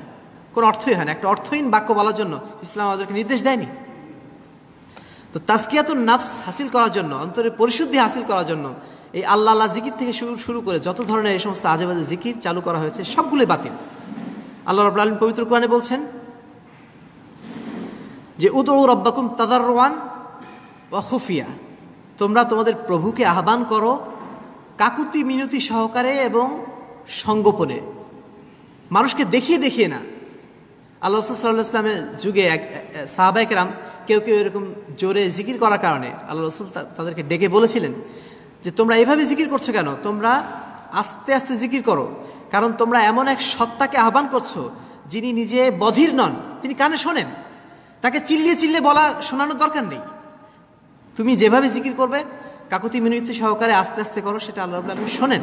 তাকে জোরে জোরে কাঁধ ঝুলিয়ে মাথা ঝুঁকিয়ে শোনানোর দরকার নেই। অনুরূপভাবে আমাদের সমাজে ইকামতের দিনের নামে একটা বাড়াবাড়ি আছে। ইকামতের দিন কায়েম করতে হবে। আল্লাহ রাব্বুল আলামিন পবিত্র কোরআনে বলছেন যে আল্লাহ রাব্বুল আলামিন নূহ আলাইহিস সালাম থেকে শুরু করে যত নবীরা এসেছিলেন সমস্ত নবীকে একটা মৌলিক উদ্দেশ্যে পাঠিয়েছিলেন, সেটা হচ্ছে আন আকিমুদ্দিন ওয়ালা তাফাররাকু। তাদেরকে একটা নির্দেশ দিয়েছিলেন যে তোমরা দিন কায়েম করো। এখন দিন কায়েমের অর্থ কি? এই দিন কায়েমের অর্থ সম্পর্কে বিগত 1400 বছর ওলামায়ে কেরাম সবাই বলে গেছেন দিন কায়েম অর্থ হচ্ছে ইকামাতুত তাওহীদ, তাওহীদ প্রতিষ্ঠা করা, আল্লাহ রাব্বুল আলামিনের একত্বকে প্রতিষ্ঠা করা। আল্লাহ রাব্বুল আলামিন যে এক, এই জিনিসটা মানুষের সমাজে প্রতিষ্ঠা করা। কিন্তু বিগত 50-60 বছর আগে একজন মুফাসসির তিনি তার তাফসীর লিখতে যে ইকামতুদ দ্বীন শব্দের অর্থ করলেন কি? ইকামতুল হুকুমা, অর্থাৎ রাষ্ট্র কায়েম করার নাম হচ্ছে দিন কায়েম করা। এই ব্যাখ্যাটা ইতিপূর্বে কোনো আলেম, কোনো বিদ্বান, কোনো সালাফে সালেহিন কেউ কখনো দেন নাই। এবং তার তাফসীরটা আপনারা পড়ে দেখবেন তাফহিমুল কোরআন। প্রত্যেকটা আয়াত বলতে গেলে প্রত্যেকটা আয়াতের তাফসীর করতে করতেই তিনি ঘুরে ফিরে রাষ্ট্র প্রতিষ্ঠার কথা নিয়ে এসেছেন। এই তাফসীর পড়ে আপনি শুরু থেকে শেষ পর্যন্ত মূল জিনিস যেটা দেখবেন সব কিছুতেই রাষ্ট্র প্রতিষ্ঠার বিষয়। এমনকি তারা বিষয়টা নিয়ে এত তারা অবসেশনের মধ্যে আছেন যে তারা সালাত সিয়ামের মতো ইবাদতকেও তারা বলছেন এটা হচ্ছে ট্রেনিং কোর্স, ইসলামী রাষ্ট্র প্রতিষ্ঠার জন্য এটা হচ্ছে ট্রেনিং কোর্স। আমাদের মূল ইবাদত, আমাদের মূল কাজ হচ্ছে কি? রাষ্ট্রে ইসলাম প্রতিষ্ঠা করা। এটা হচ্ছে চরম বাড়াবাড়ি। ইকামতের দিনের নামে এটা একটা চরম বাড়াবাড়ি ব্যাখ্যা। ইকামতের দিন অর্থ তাহলে কি হবে? ইকামতুত তাওহীদ, তাওহীদ প্রতিষ্ঠা করা। তাওহীদ প্রতিষ্ঠা যেমন ব্যক্তিগত জীবনে ফরজ, পরিবারের মধ্যে প্রতিষ্ঠা করা ফরজ, ঠিক তেমনি সমাজের বুকে প্রতিষ্ঠা করা ফরজ, তেমনি রাষ্ট্রের মধ্যে প্রতিষ্ঠা করাও ফরজ, সব জায়গায় ফরজ। যদি আমি ইকামতের দিন অর্থ ইকামতুদ দৌলা অর্থাৎ রাষ্ট্র প্রতিষ্ঠা করে নেই, তাহলে দেখা যাবে পৃথিবীতে সমস্ত নবী তারা দিন কায়েম করতে ব্যর্থ হয়েছিলেন। মাত্র 4 জন নবী ছিলেন যারা রাষ্ট্র ক্ষমতায় ছিলেন। তারা কারা কারা? দাউদ আলাইহিস সালাম, দাউদ আলাইহিস সালাম না, দাউদ আলাইহিস সালামই তো, দাউদ আলাইহিস সালাম, তার সন্তান সুলাইমান আলাইহিস সালাম, তারপরে ইউসুফ আলাইহিস সালাম, তারপরে আমাদের রাসূল মুহাম্মদ সাল্লাল্লাহু আলাইহি ওয়াসাল্লাম। মাত্র 4 জন নবী তারা রাষ্ট্র ক্ষমতায় ছিলেন। বাকি সমস্ত নবী 2 লক্ষ, 1 লক্ষ, 10,000 বা 20,000 নবী বলা হয়, তারা সবাই কি তাহলে ব্যর্থ ছিলেন? যদি এই দাবি মেনে নিই তাহলে আমাদের সবাইকে ব্যর্থ হিসেবে মেনে নিতে হবে, বলুন নাউজুবিল্লাহ মিন যালিক। সেই সাথে সাথে ইসলামকে তারা পলিটিসাইজ করতে করতে ইসলামের মূল রূহটাকে তারা নষ্ট করে ফেলেছে, এবং একামতের দিন কায়েমের নামে তারা সমস্ত অন্যায় অপকর্ম কাজকেও তারা জায়েজ করে নিচ্ছেন একটা মৌলিক কাজ উদ্ধার করার জন্য, রাষ্ট্র ক্ষমতায় যাওয়ার জন্য। হেন কোনো অন্যায় নেই যে অন্যায়গুলো তারা জায়েজ বলে মনে করেন না। এমনকি গণতন্ত্রের মতো একটা কুফরি মতবাদকেও তারা জায়েজ মনে করে নিয়েছেন, যেহেতু রাষ্ট্র ক্ষমতায় যাওয়ার জন্য ওটা প্রয়োজন। এগুলো হচ্ছে সব ধর্মের নামে বাড়াবাড়ির একটা উদাহরণ। এবার আসুন, আমরা কেউ কেউ আছি যারা ফাজাইল নিয়ে একটা অবসেশনের মধ্যে আছি, ফাজাইল নিয়ে বাড়াবাড়ি, সব কিছুর মধ্যে ফাজাইল খুঁজি। ফাজাইলটাই যেন ইসলামের সব কিছু। একটা বিরাট দল আজকে বাংলাদেশে রয়েছেন যারা তাবলিগের কাজ করেন, আলহামদুলিল্লাহ তাদের মেহনত অনেক সুন্দর, কিন্তু তাদের এই দাওয়াতের মূল রূপটা কি? ফাজাইল। সব কিছুর মধ্যে তারা ফাজাইল খুঁজছেন, এই ফাজাইল নিয়ে তারা ব্যস্ত। অথচ ইসলাম কি শুধু ফাজাইলের নাম? ইসলাম হচ্ছে একটা কমপ্লিট কোড, সব কিছুর মধ্যেই সব কিছু নিয়েই ইসলাম। ইসলাম কেবল ফাজাইলের নাম না, ইসলাম কেবল হুকুমতের নাম না, ইসলাম কেবল জিকিরের নাম না, ইসলাম সব কিছুর একটা কমপ্লিট একটা ভার্সন। আচ্ছা, এবার আসুন, আরেক দল আছেন যারা তাওয়াক্কুলপন্থী, অতিরিক্ত তাওয়াক্কুল করে যারা আজকাল মানে বিশেষ করে করোনার সময়গুলোতে আমরা দেখছি যে তাওয়াক্কুলের নামে যারা মাস্ক পরাকে অবৈধ ঘোষণা করেছিলেন। তারপরে সালাতের সময় যে আমরা কিছুদিন একটু ফাঁক হয়ে দাঁড়িয়েছিলাম, এটাকে নিয়েও তারা অনেক বেশি সমালোচনা করেছিলেন। তারা বলছিলেন যে এটা হচ্ছে তাওয়াক্কুল পরিপন্থী, আল্লাহর উপর তাওয়াক্কুল রাখতে হবে। সেখানে মানে তাওয়াক্কুলের কারণে যদি কোনো ক্ষতি হয় তো হোক না কেন। প্রিয় ভাতৃমণ্ডলী, তাওয়াক্কুলেরও একটা লেভেল আছে। আল্লাহ রাব্বুল আলামিন বা আল্লাহ রাসূল সাল্লাল্লাহু আলাইহি ওয়াসাল্লাম নিজে আমাদেরকে তাওয়াক্কুলের লেভেলটা শিখিয়ে দিয়ে গেছেন। আল্লাহ রাসূলের কাছে এক ব্যক্তি আসলো, এসে তাকে জিজ্ঞাসা করলো, হে আল্লাহ রাসূল, আমি আমার উটটা নিয়ে এসেছি, এই উটটাকে আমি যদি আমি ছেড়ে দেব আর নাকি আল্লাহর উপর আমি কি বেঁধে রাখবো নাকি আল্লাহর উপর তাওয়াক্কুল করে ছেড়ে দেব? তখন আল্লাহ রাসূল সাল্লাল্লাহু আলাইহি ওয়াসাল্লাম তাকে কি বললেন? আকিলহা ওয়া তাওয়াক্কুল, তুমি আগে ওটাকে বেঁধে রাখো, তারপর আল্লাহর উপর তাওয়াক্কুল করো। তার মানে কি? ইসলাম আসবাব বা ব্যবস্থা গ্রহণ করাটাকে নিষিদ্ধ করে না। আপনি আপনার ব্যবস্থা গ্রহণ করবেন, তারপর আল্লাহর উপর তাওয়াক্কুল করেন। এর একটা উদাহরণ হচ্ছে ওষুধ খাওয়া। আপনার রোগ হয়েছে, আপনি মনে করলেন যে না, আল্লাহর উপর তাওয়াক্কুল করে গেলাম, আমার রোগ এমনি সেরে যাবে। এই কথাটা বলা ভুল। আল্লাহ রাব্বুল আলামিন, আল্লাহ রাসূল সাল্লাল্লাহু আলাইহি ওয়াসাল্লাম বলছেন যে লিকুল্লি দাইন দাওয়াউন, প্রত্যেক রোগের ওষুধ আছে, সে ওষুধ তোমরা গ্রহণ করো, তারপরে আল্লাহর উপর ভরসা করো। আল্লাহ রাব্বুল আলামিন চাইলে তোমাকে সুস্থও করতে পারেন, নাও করতে পারেন। ঠিক তেমনইভাবে করোনা ভাইরাসের কারণে আমাদের মধ্যে যে একটা আতঙ্ক দেখা দিয়েছিল, একটা সমস্যার সম্ভাবনা দেখা দিয়েছিল, সেই সম্ভাবনাটা আমরা যদি বলি যে আল্লাহর উপর আমার তাওয়াক্কুল আছে, আমার হবে না, এই ধরনের কথা বলা এগুলো ঠিক না। আমার আসবাবগুলো গ্রহণ করতে হবে, কারণগুলো গ্রহণ করতে হবে, মাধ্যম গ্রহণ করতে হবে, তারপরে আল্লাহ রাব্বুল আলামিন চাইলে আমি মাস্ক পরে থাকলেও আমার করোনা হবে। আবার আল্লাহ রাব্বুল আলামিন চাইলে আমি মাস্ক পরে না থাকলেও করোনা হবে না, কিন্তু আমার আসবাবটা তো গ্রহণ করতে হবে। এটা আল্লাহ রাসূলের নির্দেশ। সুতরাং এটা হচ্ছে ধর্মের নামে বাড়াবাড়ির একটা বড় উদাহরণ। আরেকটা বাড়াবাড়ির উদাহরণ সমসাময়িক, যে ইমাম মাহদি নিয়ে আজকে আমাদের মধ্যে যে বাড়াবাড়িগুলা, ইমাম মাহদি নিয়ে কিছু ওলামায়ে কেরাম খুব বেশি ব্যস্ত হয়ে পড়েছেন। ইমাম মাহদি, তারা মনে করছেন মুসলিম উম্মাহ এতদিন ধরে পরাজিত অবস্থায় রয়েছে, রাজনৈতিকভাবে তারা একটা লাঞ্ছনার শিকার হচ্ছে। এখন আমাদের একটা জয়ের দরকার, একটা বিজয়ের দরকার। এই বিজয় আনবে কে? আমরা যেহেতু নিজেরা পাচ্ছি না, এখন ইমাম মাহদির আসার প্রয়োজন। এই জন্য তারা এত বেশি ব্যস্ত হয়ে গেছে যে তারা ডেট ঘোষণা করে ফেলছেন 2021 সালে আসবে, 2022 সালে আসবে, 25 সালে আসবে। এমনকি তারা মনে করছেন যে ইমাম মাহদি অলরেডি এসে গেছেন, তিনি সৌদি আরবে কোনো কারাগারে বন্দী আছেন। এই ধরনের আজে বাজে কল্পনা, এগুলো করার কোনো সুযোগ নেই। আল্লাহ রাসূল সাল্লাল্লাহু আলাইহি ওয়াসাল্লাম বলেছেন ইমাম মাহদি আসবেন, অবশ্যই আসবে, কিন্তু কখন আসবেন সেটাকে আল্লাহ রাসূল বলে গেছেন? সেটা নিয়ে আমাদের কল্পনা করার কোনো সুযোগ নেই। কল্পনা করে আমরা কোনো রাস্তাও খুঁজে পাবো না। আমরা অপেক্ষা করতে পারি যে ইমাম মাহদি কবে আসবেন। আমাদের ইমান যদি সুদৃঢ় থাকে তাহলে আমরা ইমাম মাহদিকে অবশ্যই খুঁজে পাবো। ইমানে যদি আমাদের দুর্বলতা থাকে, এই বিষয়ে একটা আলোচনা এসেছিল, সেই আলোচনা আমরা এইভাবে বলেছিলাম, যদি আমার ইমানটা শক্তিশালী না থাকে তাহলে ইমাম মাহদি যদি আমার পাশেও বসে থাকে তবু আমরা ইমাম মাহদি কখনোই চিনতে পারবো না। আবার আমার ইমানটা যদি সুদৃঢ় থাকে, তাহলে ইমাম মাহদী যদি সুদূর কোনো পাহাড়ের গুহাতেও এসে থাকেন, তবুও আমি সেখানে তাকে যে খুঁজে পাবো। ইমাম মাহদী খুঁজে পাওয়ার জন্য আমার ডেট ঘোষণা করার দরকার নেই, আমার মানে কি প্রতিটা মুহূর্তে অপেক্ষা করার দরকার নেই। ইমাম মাহদী যখন আসবেন, আমার ইমান ঠিক থাকলে ইনশাল্লাহ আমি তাকে খুঁজে পাবো। আরও একটা উদাহরণ বর্তমানে দেওয়া যায় ধর্মের নামে বাড়াবাড়ি, সেটা হচ্ছে ঢাকাতে একজন ব্যক্তি তিনি নতুন করে একটা নতুন প্রচারণা নিয়ে আসছেন। সেটা হচ্ছে যে সহি বুখারী বা মুসলিমের হাদিসগুলো সবগুলো সহি নয়, এই হাদিসগুলোকে বা সমস্ত হাদিস গ্রন্থগুলোকে নতুন করে আবার যাচাই বাছাই করতে হবে। কি দিয়ে? কমন সেন্স দিয়ে, আকল দিয়ে। অর্থাৎ কমন সেন্স দিয়ে যাচাই করতে হবে যে এই হাদিসটা আসলে আল্লাহ রসুল বলতে পারেন কি পারেন না। যে মুহাদ্দিসিনরা যে নীতির ভিত্তিতে হাদিসগুলোকে পরীক্ষা করেছিলেন, এই পরীক্ষা নীতিগুলো ঠিক না। সব কিছু কমন সেন্স দিয়ে যাচাই করতে হবে। শুনেছেন আপনারা? আহলে কোরআন, তারা মূলত আহলে কোরআন, কিন্তু হাদিস মানার নাম করছে তারা, হাদিস মানছে তারা কমন সেন্স দিয়ে। এটা হচ্ছে ধর্মের নামে বাড়াবাড়ি একটা চূড়ান্ত উদাহরণ। তো এই বিষয়গুলো সম্পর্কে আমাদের সুস্পষ্ট ধারণা রাখতে হবে এবং এই বাড়াবাড়ি থেকে বেঁচে থাকতে হবে।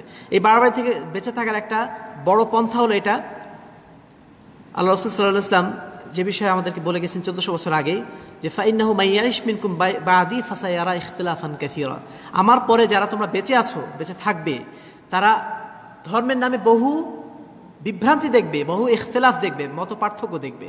সে সময় তোমরা কি করবে? ফাআলাইকুম বিসুন্নতি ওয়া সুন্নাতাল খুলাফা আর রাশিদিন, এই সময় তোমাদের কর্তব্য হবে, যদি তোমরা থেকে বাঁচতে চাও, বিভ্রান্ত মতবাদ থেকে বাঁচতে চাও, তাহলে কি করবে? আমার ওয়া সুন্নাতাল খুলাফা আর রাশিদিন, এবং খোলাফায়ে রাশিদিন অর্থাৎ সাহাবায়ে কেরাম যে সুন্নাত রেখে গেছেন, যে নীতি রেখে গেছেন, সেই নীতির উপর তোমরা দণ্ডায়মান থাকো। ওয়া আযু আলাইহা বিন নওয়াজিজ, এবং সেটাকে তোমরা দাঁতের মাড়ি দিয়ে কামড়ে ধরে থাকো। যদি আমরা এটা করতে পারি, তাহলে আমরা এই সমস্ত ধর্মীয় বিভ্রান্তি বাড়াবাড়ি থেকে আমরা ইনশাআল্লাহ বেঁচে যাব। এবার আসুন যে ইবাদতের ক্ষেত্রে মধ্যপন্থা নীতিটা কি হবে। ইবাদতের ক্ষেত্রে মধ্যম পন্থা। আমাদের সমাজে এক ধরনের মানুষ রয়েছেন যারা ইবাদতের নামে অনেক বাড়াবাড়ি করেন। আল্লাহ রাসূল সাল্লাল্লাহু আলাইহি ওয়াসাল্লাম যে ইবাদতগুলো আমাদের দেখিয়ে দিয়েছেন, সেই ইবাদতের উপর তারা সন্তুষ্ট না, তারা আরও বেশি ইবাদত করতে চান, আরও বেশি ইবাদত বাড়িয়ে নিতে চান। এর একটা উদাহরণ রাসূলের যুগেই সৃষ্টি হয়েছিল। আনাস রাদিয়াল্লাহু তাআলা আনহু থেকে বর্ণিত, তিনি বলছেন যে 3 জন ব্যক্তি আল্লাহ রাসূলের ওয়াইফদের কাছে, উম্মাহাতুল মুমিনাতের কাছে, উম্মাহাতুল মুমিনিনের কাছে তারা আসলেন, এসে জিজ্ঞাসা করলেন যে আল্লাহ রাসূলের ইবাদত কীরকম, তিনি কিভাবে ইবাদত করেন। তখন উম্মাহাতুল মুমিনিন তারা বললেন যে তিনি এভাবে ইবাদত করে। তো তখন তারা মনে করলো যে আল্লাহ রাসূল এত কম ইবাদত করে, আহলাকা মান কানা ক্বাবলাকুম আল গুলু ফিদ্দিন, ইতিপূর্বে যত জাতি ধ্বংস হয়েছে তাদের মধ্যে একটা বড় ধ্বংসের কারণ ছিল এটা, যে তারা ধর্মের নামে বাড়াবাড়ি করেছে। আমরা হজের সময় যেয়ে দেখছিলাম কিছু কিছু মানুষ আছে প্রচণ্ড রাগে ক্ষোভে, যখন ওই মানে জামরাতুল আকাবাতে পাথর ছুটছে, এত জোরে ছুটছে মনে হচ্ছে শরীরের সমস্ত আক্রোশ দিয়ে তারা ওই এটা ভেঙে ফেলবে। অথচ এটা নির্দেশ না, শয়তান ওখানে যে বসে আছে তাও না, এটা শুধুমাত্র একটা রিচুয়াল পালন করা, যেটা আল্লাহ রাসূল সাল্লাল্লাহু আলাইহি ওয়াসাল্লাম দেখিয়ে দিয়েছেন, সেটা আমরা করছি। অনুরূপভাবে দেখুন, এক সাহাবী আল্লাহ রাসূলের কাছে এসে বলল, হে আল্লাহ রাসূল, আমাকে অজুর পদ্ধতি শিখিয়ে দিন। আল্লাহ রাসূল বললেন, আল্লাহ রাসূল তাকে অজুর পদ্ধতি শিখিয়ে দিলেন। হাত 3 বার ধুলেন, মুখ 3 বার ধুলেন, পা 3 বার ধুলেন। ধোয়ার পরে তিনি যেটা বলছেন যে প্রত্যেকটা 3 বার ধোয়ার পরে তিনি বলছেন যে এর চেয়ে বেশি যে করবে, 3 বারের জায়গায় যদি কেউ 4 বার করে, তাহলে তার জন্য তিনি 3টা শব্দ ব্যবহার করেছেন। তিনি বলছেন ফাকাদ আসা, সে একটা খারাপ কাজ করলো, ওয়া তাআদ্দা, সীমালঙ্ঘন করলো, ওয়া যালামা, এবং সে জুলুম করলো। বুঝতে পারছেন? অজুর সময় আমরা যে অজু করার সময় 3 বার করে ধুই না, এটাই আল্লাহ রাসূল তাকে শিখিয়ে দিচ্ছেন। শিখিয়ে দেওয়ার পর বলছেন যদি কেউ 3 বারের জায়গায় 4 বার করে, একটু বাড়িয়ে নেয়, মনে করে যে না আমার আর একটু বেশি পরিষ্কার পরিচ্ছন্ন হই, তাহলে আল্লাহ রাসূল তার ক্ষেত্রে 3টা শব্দ ইউজ করলেন। ফাকাদ আসা, সে খারাপ কাজ করলো, তাআদ্দা, সীমালঙ্ঘন করলো, যালামা, সে জুলুম করলো। তাহলে ইবাদতের নামে এগুলো হচ্ছে বাড়াবাড়ি। এই বাড়াবাড়ি ইসলাম পছন্দ করে না, আল্লাহ রাসূল সাল্লাল্লাহু আলাইহি ওয়াসাল্লাম পছন্দ করেন নাই। এই জন্য কোনো কোনো মুহাদ্দিস তারা বলছেন যে যদি কেউ 3 বার যায় 4 বার মানে হাত ধোয় তাহলে তার অজুই হবে না। যদিও অন্যান্য ইমামরা তারা বলছেন যে এটা মাকরুহ, অপছন্দনীয়, একদম বাতিল হয়ে যাবে অজু তা না, কিন্তু কোনো কোনো উলামায়ে কেরাম তারা এই হাদিসের ভিত্তিতে বলছেন তার অজুই হবে না। ইবনে মাসউদ রাদিয়াল্লাহু আনহু থেকে বর্ণিত, তিনি বলছেন যে আল্লাহ রাসূল বলছেন হালাকাল মুতানাত্তিউন, যারা খুব বেশি দিনকে কঠিনভাবে অনুসরণ করে, কঠোরভাবে অনুসরণ করে, তারা ধ্বংস হয়ে গেছে। এই কথাটা তিনি কয়বার বলেন? 3 বার। মুতানাত্তিউন শব্দের অর্থ আল মুগালুন আল মুজাজুন আল হুদুদ ফি আকওয়ালিহিম ওয়া আফআলিহিম, যারা কথা এবং কাজে সীমালঙ্ঘন করে তাদেরকে বলা হয় মুতানাত্তিউন, বেশি বাড়াবাড়ি যারা করে। সেটা ভালো কাজে বাড়াবাড়ি হতে পারে, খারাপ কাজে বাড়াবাড়ি তো প্রশ্নই আসে না। ভালো কাজে বাড়াবাড়িও যদি কেউ করে তারাও ধ্বংস হয়ে যাবে। আনাস রাদিয়াল্লাহু তাআলা থেকে আরো বর্ণিত, তিনি বলছেন যে আল্লাহ রাসূল বলছেন যে ইন্না রাসূল সাল্লাল্লাহু আলাইহি ওয়াসাল্লাম কানা ইয়াকুল, আল্লাহ রাসূল বলতেন, সবসময় এই কথাটি বলতেন যে লা তুশাদ্দিদু আলা আনফুসিকুম, তোমরা নিজেদের উপরে ধর্মকে একেবারে জোর জবরদস্তিমূলক চাপিয়ে নিও না, যে আমাকে প্রতি রাতেই তাহাজ্জুদ পড়তেই হবে, যত ঘুমে আসুক না কেন, যত আমি ক্লান্তই থাকি না কেন, আমাকে প্রতি রাতেই পড়তে হবে। এইভাবে যদি কেউ ফরজ করে নেয় তাহলে দিন তার জন্য কঠিন হয়ে যাবে। লা তুশাদ্দিদু আলা আনফুসিকুম, তোমরা নিজেদের উপরে কঠিনভাবে চাপিয়ে নিও না ধর্মকে, ফায়ুশাদ্দিদুল্লাহু আলাইকুম, তাহলে আল্লাহ তোমাদের উপরে ধর্মকে কঠিন করে দেবে, তোমাদের নিজেদের উপরে কঠিন হয়ে যাবে ধর্মটা। ফাইন্না কওমান শাদ্দাদু আলা আনফুসিহিম ফাশাদ্দাদাল্লাহু আলাইহিম, ইতিপূর্বেও অনেক কওম তারা নিজেদের উপর কঠিন করে নিয়েছিল ধর্মকে, ফলে আল্লাহ রাব্বুল আলামিন তাদের উপরে ধর্মটাকে কঠিন করে দিয়েছিলেন। ফাতিলকা বাকায়াহুম ফিস সাওয়ামি ওয়াদ দিয়ার, তাদের কিছু অংশ এখনো বাকি আছে যারা গির্জায় বসবাস করে, অর্থাৎ খ্রিস্টান পাদ্রীরা, তারা ধর্মের নামে বাড়াবাড়ি করেছিল। তারা কি করত, এখনো পর্যন্ত আছে খ্রিস্টান পাদ্রীরা, তারা কিন্তু কখনো বিয়ে করে না। যদি কেউ পাদ্রী হয় তাহলে সে বিয়ে করতে পারবে না, তার বিয়ে করার অনুমতি নেই। এইগুলো হচ্ছে বাড়াবাড়ি। তারপরে আল্লাহ রাসূল যে আয়াতটি পাঠ করেছেন, রাহবানিয়াতান ইবতাদাউহা মা কাতাবনা আলাইহিম, তারা বৈরাগ্যবাদ তাদের উপর চাপিয়ে নিয়েছিল, বা বৈরাগ্যবাদ আবিষ্কার করেছিল, যেটা আমি তাদের জন্য বলি নাই। তাদেরকে আমি বলি নাই যে তোমরা দিন দুনিয়া সব কিছু ছেড়ে জঙ্গলে জঙ্গলে ঘুরে বেড়াও, অথবা পীরের মাজারে বসে বসে সারাদিন তসবিহ টেপো, এই কথা আমি তাদেরকে বলি নাই। অথবা মানে বিয়ে শাদী না করে তুমি তোমাদের ধর্মশালায় পড়ে থাকো, এই কথা আমি তাদেরকে বলি নাই। এগুলো তারা নিজেরাই আবিষ্কার করে নিয়েছিল, দিনকে তাদের উপর, নিজেদের উপর কঠিন করে নিয়েছিল, ফলে আল্লাহ রাব্বুল আলামিন তাদের জন্য দিনকে কঠিন করে দিয়েছেন। আবু হুরায়রা রাদিয়াল্লাহু আনহু থেকে আরো বলছেন, আল্লাহ রাসূল সাল্লাল্লাহু আলাইহি ওয়াসাল্লাম বলছেন যে ইন্না হাযা দীন ইউসরুন, নিশ্চয়ই এই দিনটা হচ্ছে সহজ। আল্লাহ রাব্বুল আলামিন আমাদের উপর দিনটাকে সহজ করে দিয়েছেন। লা ইউশাদ্দাদ দীনু আহাদুন, কারোর উপরে দিন কখনো কঠিন হয়ে, কেউ যদি দিনকে কঠিন করে নিয়ে নেয়, ইল্লা গালাবাহু, তাহলে দিনটা তার উপরে বিজয়ী হয়ে যায়, অর্থাৎ সে দিনের কাছে পরাজিত হয়ে যায়। অর্থাৎ একজন ব্যক্তি যখন খুব কঠিনভাবে কোনো বিষয়ে, কোনো একটা আমল জোর করে ধরে থাকবে, দেখা যাবে এক সময় সে সেই কাজের উপর বিরক্ত হয়ে যাবে এবং পরে সেই আমলটা ছেড়ে তো দেবেই, মানে একেবারে সে পথভ্রষ্ট হয়ে যাবে পরবর্তীতে, আর কখনোই সে আমলটা আর করবে না। এরকম অনেক ব্যক্তি আমরা দেখেছি, তাহাজ্জুদ হঠাৎ করে ধরা শুরু করলো, 1 বছর মানে এমন তাহাজ্জুদ পড়ার পরে হয়তো সে নিজেই বিরক্ত হয়ে গেল, তারপরে বছর থেকে সে সালাতই ছেড়ে দিল, তাহাজ্জুদ পড়া দূরের কথা, 5 ওয়াক্ত সালাতই ছেড়ে দিল। এরকম অসংখ্য ঘটনা কিন্তু ঘটে।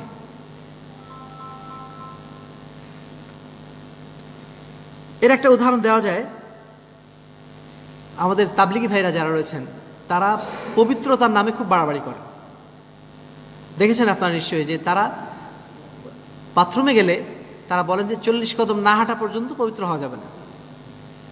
দেখেছেন নিশ্চয়ই আপনারা। এই বিষয়ে আল্লাহ তার রাসূল, সাহাবায়ে কেরাম, তারা কেউ এই বিষয়ে নির্দেশ দিয়েছিলেন কখনো? তারা নিজেরাই নিজেদের উপরে এই কঠিন বিধানটা চাপিয়ে নিয়েছে, ফলে এখন তাদের অধিকাংশের উপরে এই কাজটা করাটা কি কঠিন হয়ে যায় না? 40 কদম হাঁটা সম্ভব নাকি সবসময়? কারো হাতে যদি লম্বা সময় থাকে তাহলে সে হয়তো করবে, কিন্তু ধরেন বাস ট্রেনে আমি আছি, হঠাৎ করে প্রয়োজন হলো, এই 40 কদম আমি হাঁটবো কোথায়? এইভাবে একটা বিধান তাদের উপর তারা নিজেরাই চাপিয়ে নিয়েছে, যে বিধান আল্লাহ তাদের উপর কখনই দেননি। নিজেরা নিজেদের উপর কঠিন বিধান চাপিয়ে নিয়ে এখন নিজেরাই বিপদে পড়ে গেছে। অনুরূপভাবে যারা চরমপন্থী, যারা জঙ্গিবাদী, তাদের ক্ষেত্রেও কথাটা বিশেষভাবে প্রযোজ্য, যে তারা আজকে জিহাদকে এত কঠিনভাবে নিয়ে নিয়েছে যে তারা আজকে অমুসলিমদেরকে বাদ দিয়ে তারা আজকে মুসলমানদেরকে হত্যা করা শুরু করেছে। বাংলাদেশে যারা জেএমবি হিসেবে পরিচিত, যারা জঙ্গিবাদ হিসেবে পরিচিত, তারা যাদেরকে হত্যা করে, কাদেরকে হত্যা করে? তারা কালেমা পড়া মুসলমানদেরকে তারা হত্যা করে। তাদের মানে কি, তারা যাদেরকে হত্যা করেছে তাদের লিস্ট করে আপনি দেখেন, তাদের অধিকাংশই মুসলমান। তারা কাফেরদেরকে ছেড়ে দিয়েছে, তারা যুদ্ধ করছে আজকে মুসলমানদের বিরুদ্ধে। এজন্য আল্লাহ রাসূল সাল্লাল্লাহু আলাইহি ওয়াসাল্লাম তাদের বিষয়ে ভবিষ্যৎবাণী 1400 বছর আগে করে রেখেছে যে তোমাদের মধ্যে এমন একটা কওম আসবে যারা হুদাসাউল আসনান, যাদের বয়স হবে কম, ওয়া সুফাহাউল আহলাম, এবং তারা হবে জ্ঞানগম্যটা খুব কম হবে, তারা হবে মূর্খ। ইয়ামরুকুনা মিনাল ইসলাম কামা ইয়ামরুকু রামিয়াতু মিনাস সাহম, তারা ইসলাম থেকে এমনভাবে খারিজ হয়ে যাবে যেমনভাবে একটা তীর ধনুক থেকে ছুঁড়ে মারলে সেটা অনেক দূরে চলে যায়। অথচ আল্লাহ রাসূল বলছেন তাদের বৈশিষ্ট্য কি?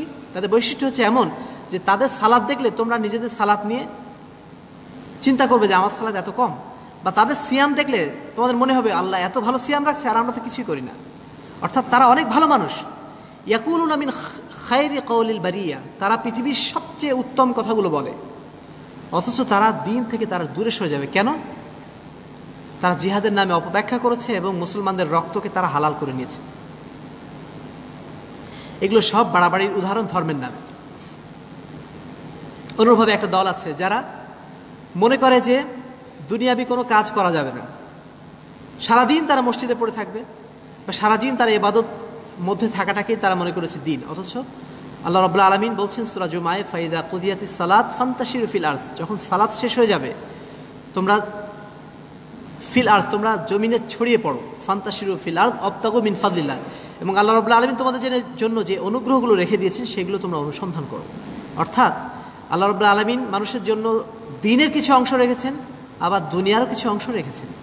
দুইটা অংশেরই হক আমাদের রয়েছে। আমাদের শরীরের উপর আমাদের হক রয়েছে, আমাদের স্ত্রী পরিজনের উপর আমাদের হক রয়েছে। সমস্ত হক আল্লাহ রাব্বুল আলামিন মানে পালন করার জন্য আমাদেরকে নির্দেশ দিয়েছেন। যেমন আমাদেরকে ইবাদত করতে হবে, ঠিক তেমনইভাবে দুনিয়াবি যে কাজগুলো রয়েছে, আমাদের জীবিকা উপার্জনের যে কাজগুলো রয়েছে, এগুলোও করতে হবে। দুইটা মিলে একটা ভারসাম্যপূর্ণ যে জীবন ব্যবস্থা, সেটা হচ্ছে ইসলাম। ইসলাম মানে একমুখী কোনো চিন্তা না, ইসলাম সব মিলিয়ে একটা ভারসাম্যপূর্ণ একটা ব্যালেন্সড লাইফ স্টাইল।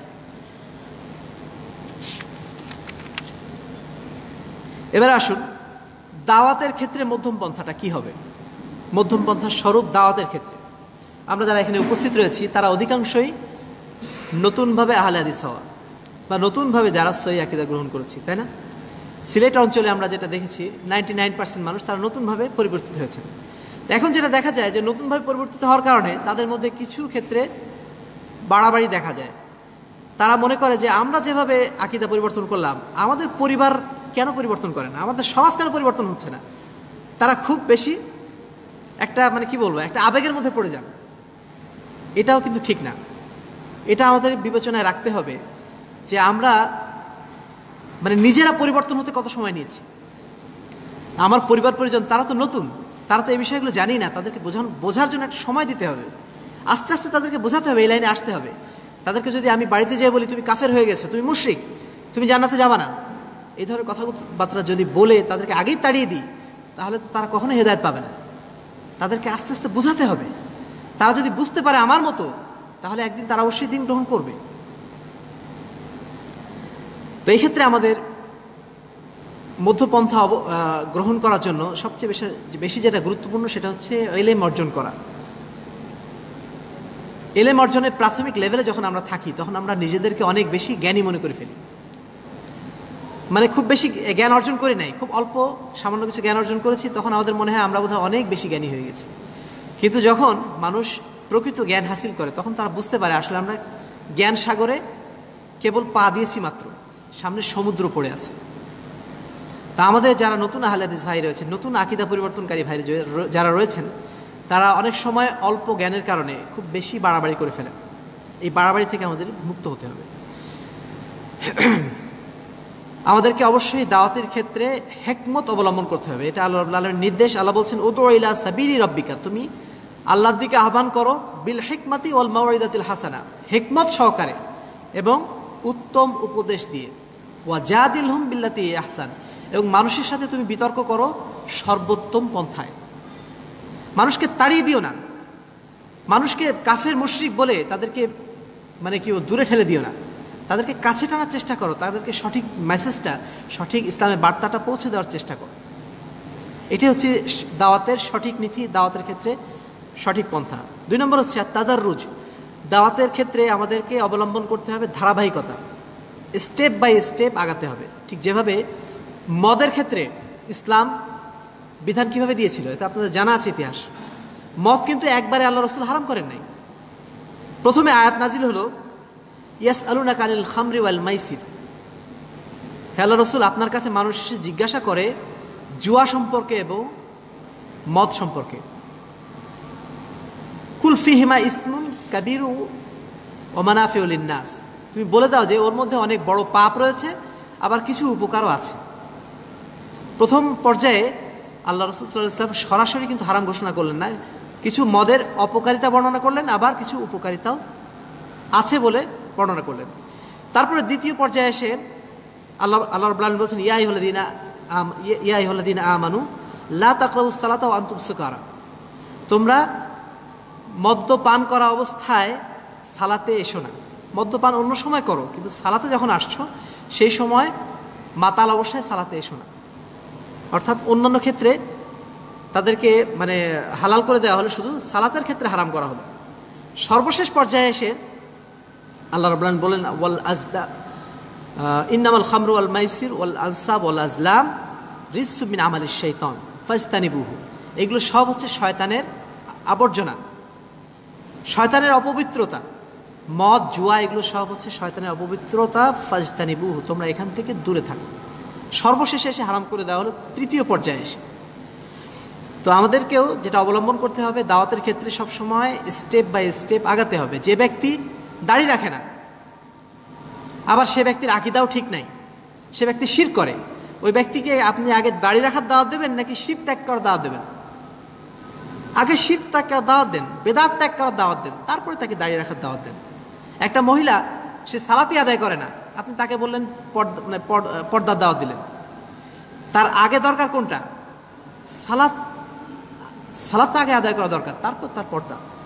তো বিষয়গুলো এরকম স্টেপ বাই স্টেপ আগান আপনি। যে জিনিসটা অনেকে আমাদের মধ্যে এরকম আছে, কেউ যদি দাড়ি না রাখে বলে দেয় সে কাফের হয়ে গেছে, তার মানে তার সাথে কোনো সম্পর্কই নেই।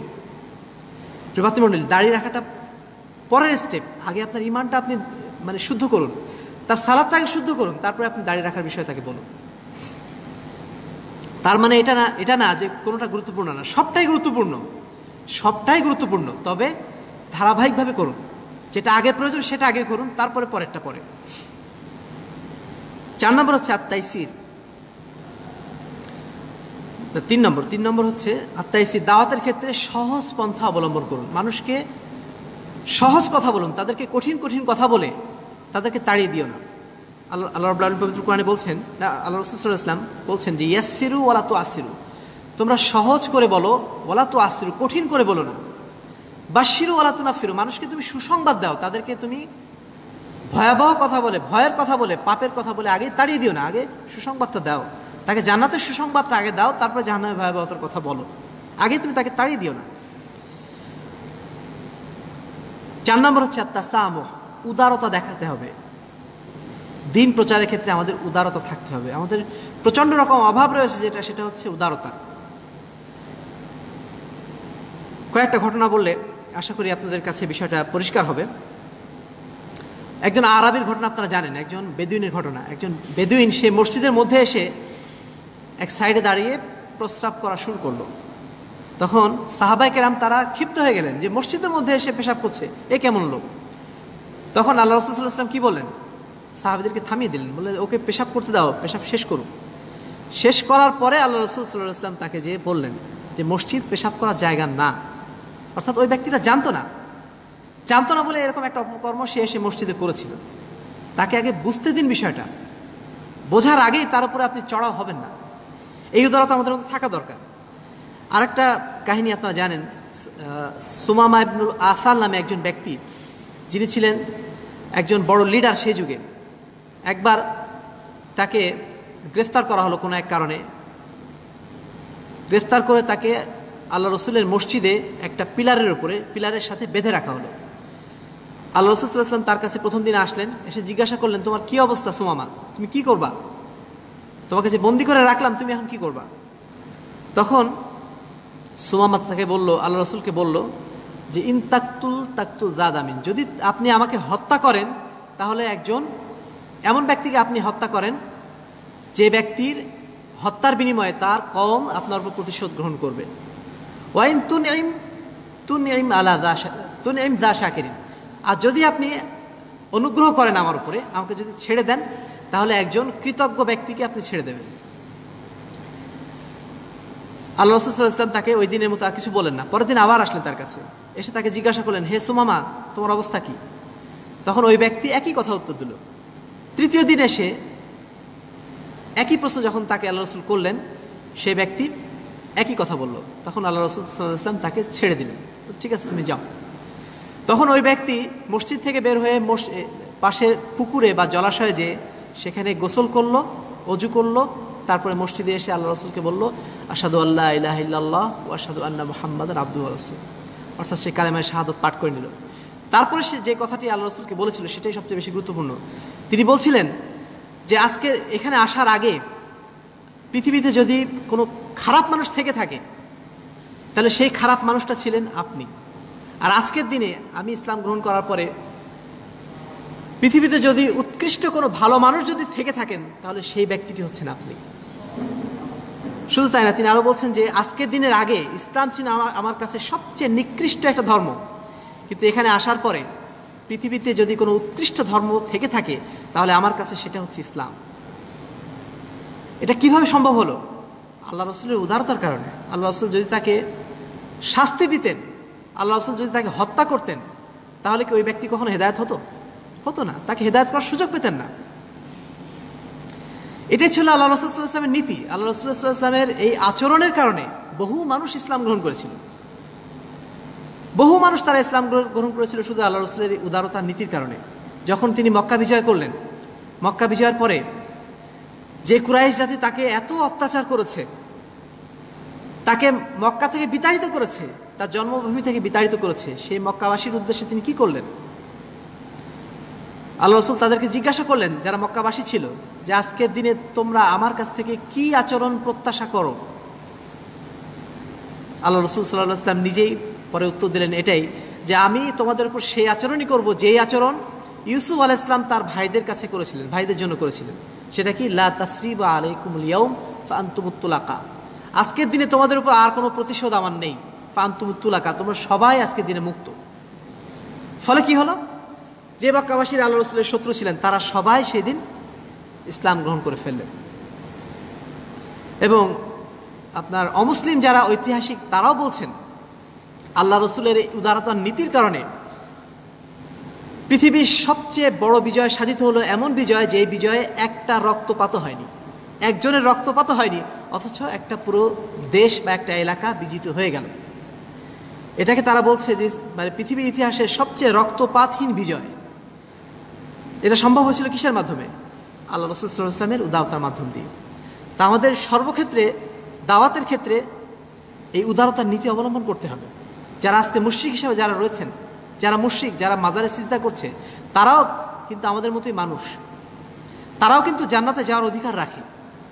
তাদের জন্য আমরা একটু যদি উদারতা রাখি, একটু যদি দয়াদ্র ভাব রাখি, তাদেরকে যদি আমরা একটু মন খুলে বোঝানোর চেষ্টা করি, হয়তোবা তাদের মধ্যে কেউ না কেউ সঠিক দ্বীন গ্রহণ করবে। অতএব আমাদেরকে অবশ্যই দাওয়াতের ক্ষেত্রে এই উদার নীতিটা বজায় রাখার জন্য সাধ্যমতো চেষ্টা করতে হবে। আল্লাহ রাব্বুল আলামিন পবিত্র কোরআনে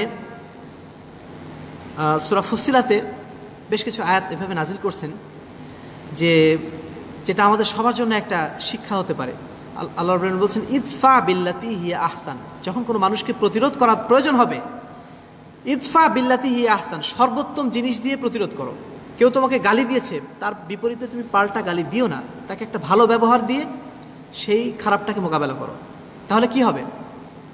ফাইদাল্লাযী বাইনাকা ওয়া বাইনাহু আদাওয়াতুন কাআন্নাহু ওয়ালিয়ুন হামিম, তাহলে দেখা যাবে কি, তোমার সাথে যার শত্রুতা আছে, দেখা যাবে একদিন সে তোমার বন্ধুতে পরিণত হয়ে যাবে। এটা কার কথা? এটা আল্লাহ রাব্বুল আলামিনের কথা।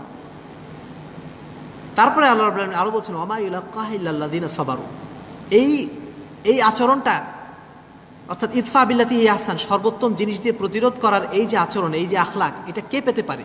ওই ব্যক্তি পেতে পারে যার ভিতরে ধৈর্য আছে। অমায়ুলাক্কাহ ইল্লাল্লাযিনা সাবারু অমায়ুলাক্কাহ ইল্লা যু হাযযিন আযীম, এবং জান্নাতে যাদের জন্য বড় একটা অংশ রয়েছে তারাই কেবলমাত্র এই আচরণ করতে পারে। পৃথিবীর কোনো মানুষ যখনই কেউ অন্য কোনো ব্যক্তি তাকে গালি দেবে, নিঃসন্দেহে তার প্রথম চিন্তা হবে তাকে পাল্টা গালি দেওয়া। এটা হচ্ছে মানুষের নেচার, কমন নেচার। কিন্তু এই আচরণটাকে বাদ দিয়ে যদি কেউ আরও ভালো আচরণ দিয়ে সেটা প্রতিরোধ করতে পারে, সেই ব্যক্তি নিঃসন্দেহে সর্বশ্রেষ্ঠ ব্যক্তি। দাওয়াতের ক্ষেত্রে সেই ব্যক্তি সবচেয়ে সফল ব্যক্তি, যে নিজের ক্রোধকে দমন করে রাখতে পারে। অন্য একজন আমার সাথে খারাপ আচরণ করলো, আমার অধীনস্থ আমার সাথে খারাপ আচরণ করলো, সঙ্গে সঙ্গে আমি তার সাথে ভালো আচরণ করতে পারবো, এটা খুব কঠিন ব্যাপার। এটা সবাই পারে না। যাদেরকে আল্লাহ রাব্বুল আলামিন ধৈর্য দান করেছেন এবং যারা জান্নাতে অনেক বড় অংশ কামনা করে, তারাই কেবলমাত্র এই আখলাক অর্জন করতে পারে। সর্বশেষ পয়েন্ট যেটা আমরা বলতে চাইব,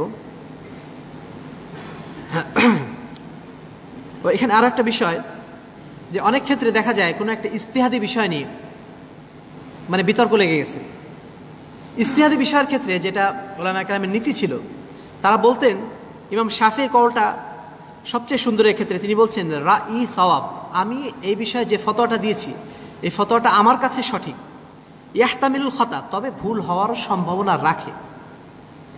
আর রায়ু গায়রি খাতা, অন্যের মতামত যেটা এখন রয়েছে সেটা আমি আমার দৃষ্টিকোণ থেকে সেটাকে ভুল মনে করি। ইয়াহতামিলুস সাওয়াব, তবে সেটাও সঠিক হওয়ার সম্ভাবনা রাখে। এটা হচ্ছে সহনশীলতার নজির। উলামায়ে কেরাম যারা বড় বড় বিদ্বান ছিলেন, তারা সবসময় মনে করতেন এটাই, যে আমার মতে যে সঠিক, এই ধরনের নীতি তারা পোষণ করতেন না। তারা মনে করতেন আমার দৃষ্টিকোণে, কোরআন এবং হাদিস থেকে আমি পড়ে যতটুকু বুঝেছি, এটা হচ্ছে আমার কাছে সঠিক মনে হয়েছে, তবে অন্যরা যেটা বলছে সেটাও সঠিক হওয়ার সম্ভাবনা রাখে। আবার অন্যের যেটা মত সেটা আমার কাছে এখন ভুল মনে হচ্ছে, তবে সেটাও সঠিক হওয়ার সম্ভাবনা রাখে। এই ধরনের যে আচরণ, এই ধরনের যে নীতি যিনি অবলম্বন করতে পারেন, তার দ্বারাই সমাজে আসলে কিছু কল্যাণ কামনা করা যেতে পারে। সর্বশেষ যে পয়েন্ট সেটা হচ্ছে যে হসনুল জন, মানুষের প্রতি সবসময় দাওয়াতের ক্ষেত্রে সুধারণা রাখতে হবে, ধারণা করতে হবে যে ওই ব্যক্তিটা ইনশাল্লাহ একদিন হেদায়েত পাবে। তার জন্য সবসময় দোয়া করতে হবে যেন আল্লাহ রাব্বুল আলামিন তাকে হেদায়েত দেন। তার প্রতি কোনো আক্রোশ, তার প্রতি কোনো বিদ্বেষ, হিংসা এগুলো রাখা যাবে না। আজকে আমাদের সমাজে একটা বড় সমস্যা আমরা যেটা দেখছি, সালাফি নামধারী কিছু ভাই রয়েছেন যারা উঠতে বসতে যদি কিছু ভুল হয়ে যায়, কোনো আলেমের কোনো কথা যদি ভুল হয়ে যায়, বা কোনো ব্যক্তির যদি কোনো কথা এমন কথা হয়ে যায় যেটা সালাফি মানহাজের বিপরীত, সঙ্গে সঙ্গে তাকে সালাফিয়াত থেকেই খারিজ করে দেন। তারা বলে যে ওই ব্যক্তি সালাফি না। এরকম একটা দল কিন্তু আছে। আমাদের সিলেটে একজন ভাই আমি শুনেছি আছেন, যিনি হচ্ছেন এই ধরনের গ্রুপের একটা লিডারশিপ করছেন।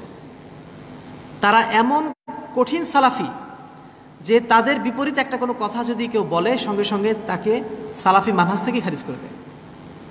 এই ধরনের আচরণটা হচ্ছে অতিরিক্ত বাড়াবাড়ি আচরণ। দাওয়াতের ক্ষেত্রে যদি কেউ এই নীতি অবলম্বন করে, নিঃসন্দেহে তাকে দিয়ে দাওয়াতি ময়দানে কোনো খেদমত হবে না, এবং হচ্ছেও না। অনেক ভাই রয়েছেন যারা কথায় কথায় মানুষকে কাফের বলেন, কথায় কথায় মুশরিক বলেন। প্রিয় ভাতৃমণ্ডলী, এটা হচ্ছে ইসলামের নীতি না। এটা ইসলামের নীতি না। ইসলাম তাকফির করার বিষয়ে খুব কঠোর বার্তা দিয়েছে। যে ব্যক্তি তাকফির করবে, কেউ কাউকে বলবে যে ওই ব্যক্তি কাফের, ওই ব্যক্তি যদি আসলেই কাফের না হয়, তাহলে তার সেই অপবাদটা তার ঘাড়ে এসে উল্টা চাপবে। এটা আল্লাহ রাসূলের ঘোষণা। সুতরাং যাকে তাকে কাফের বলা, যাকে তাকে মুশরিক বলা, যাকে তাকে বেদাতি বলা, এটা একদম অনুচিত। আমরা সর্বোচ্চ কতটুকু বলতে পারবো যে ওই লোকটার মধ্যে কুফরি আকীদা আছে, ওই লোকটার মধ্যে শিরকি আকীদা আছে, অথবা ওই ব্যক্তির মধ্যে কিছু ভুল আছে। আমরা তাকে এজন্য এভাবে বলতে পারি না যে সে বেদাতি, সে মুশরিক, সে কাফের। এই কথাটা বললে কিন্তু অনেক ধরনের বিপদ চলে আসে। একজন ব্যক্তিকে আপনি যখন কাফের বলছেন, তার অর্থ কি জানেন? তার রক্ত গ্রহণ করা আপনার জন্য হালাল হয়ে যাচ্ছে। একজন মুসলমান যদি কাফের হয়ে যায়, সে মুরতাদ, তাকে হত্যা করা আপনার জন্য ফরজ।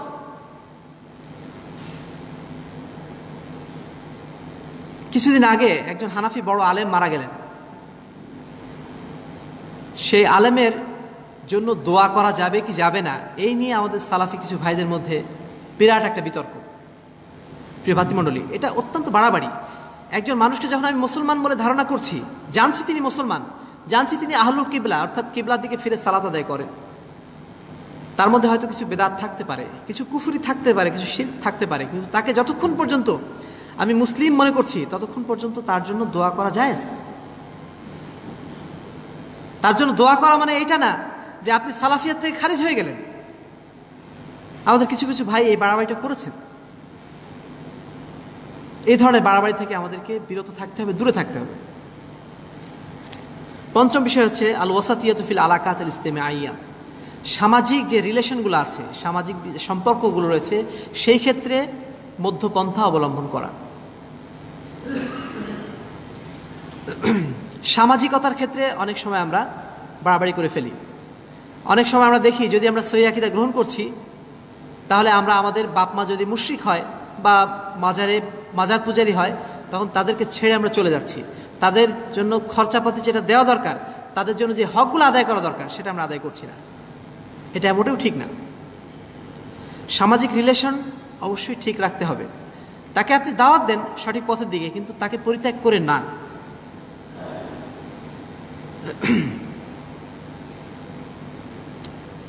মুমিনের পরিচয় সম্পর্কে আল্লাহ রাসূল সাল্লাল্লাহু আলাইহি ওয়াসাল্লাম বলছেন যে আল মুমিন ইয়ালাফ, মুমিন হচ্ছে সেই যে সমাজের মানুষের সাথে মেশে, সমাজের মানুষের কাছে যায়, সমাজের মানুষের সুখ দুঃখে আশেপাশে থাকে, তারা হচ্ছে প্রকৃত মুমিন।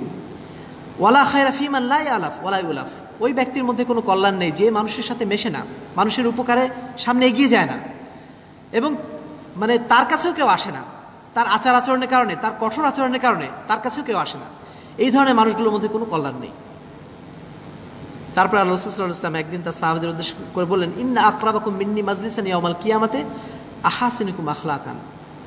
কিয়ামতের দিন আমার পাশে সবচেয়ে নিকটবর্তী আসনে যারা বসবে, তারা হচ্ছে ওই ব্যক্তি যাদের আচরণটা সুন্দর। কেমন আচরণ? মুতিউনা আকনাফান, যারা মানুষের সাথে সবসময় মেশে, মানুষের কাছে সবসময় যায়। আল্লাযীনা ইয়ালাফুন ওয়া লা ইউলাফুন, যারা মানুষের সুখে দুঃখে তাদের পাশে থাকে। ওয়া ইউলাফুন, এবং মানুষও তাদের সুখে দুঃখে আসে। যখন আপনি মানুষের সুখে দুঃখে তাদের কাছে থাকবেন, তখন মানুষও কিন্তু অটোমেটিক্যালি আপনার সুখে দুঃখে আপনার পাশে এসে দাঁড়াবে। এটাই হচ্ছে নিয়ম। তো একজন মুমিনের বৈশিষ্ট্য হচ্ছে এটাই, সে সর্বাবস্থায় অন্য মানুষের সাথে সুসম্পর্ক রাখবে, ভালো সম্পর্ক রাখবে। যারা চরমপন্থী, যারা বাড়াবাড়ি করে, তারা মানুষকে যেমন পছন্দ করে না, আবার মানুষও তাদেরকে কিন্তু পছন্দ করে না। মানুষও তাদের আশপাশে যায় না। তারা যেমন মানুষের আশপাশে যায় না, তেমন মানুষও তাদের আশপাশে আসে না। এই ধরনের আচরণগুলো খুবই মন্দ আচরণ। তারা মনে করে কি, আমরাই বোধহয় শুধুমাত্র পবিত্র, আমরাই শুধু হকপন্থী, বাকিরা সবাই বাতিল। অথচ পৃথিবীর এমন কোনো মানুষ নাই যে ব্যক্তি ভুল করে না। ভুল করে না এমন কোনো ব্যক্তি আছে পৃথিবীতে? প্রত্যেক মানুষই ভুল করে, প্রত্যেক মানুষের মধ্যেই ভুল আছে। তাই বলে তাকে ঘৃণা করতে হবে, বিদ্বেষ করতে হবে, তাকে দূরে সরিয়ে দিতে হবে না। আল্লাহ রাসূল সাল্লাল্লাহু আলাইহি ওয়াসাল্লাম বলছেন, কুল্লু বানি, মানুষই হচ্ছে প্রত্যেক বনি আদম, তারা হচ্ছে ভুলকারী। ওয়া খায়রুল খাত্তাইন আত-তাওয়াবুন, সবচেয়ে উত্তম ভুলকারী হচ্ছে ওই ব্যক্তি যে ভুল করার পরে আবার ভুল থেকে ফিরে আসে, আল্লাহর কাছে তওবা করে।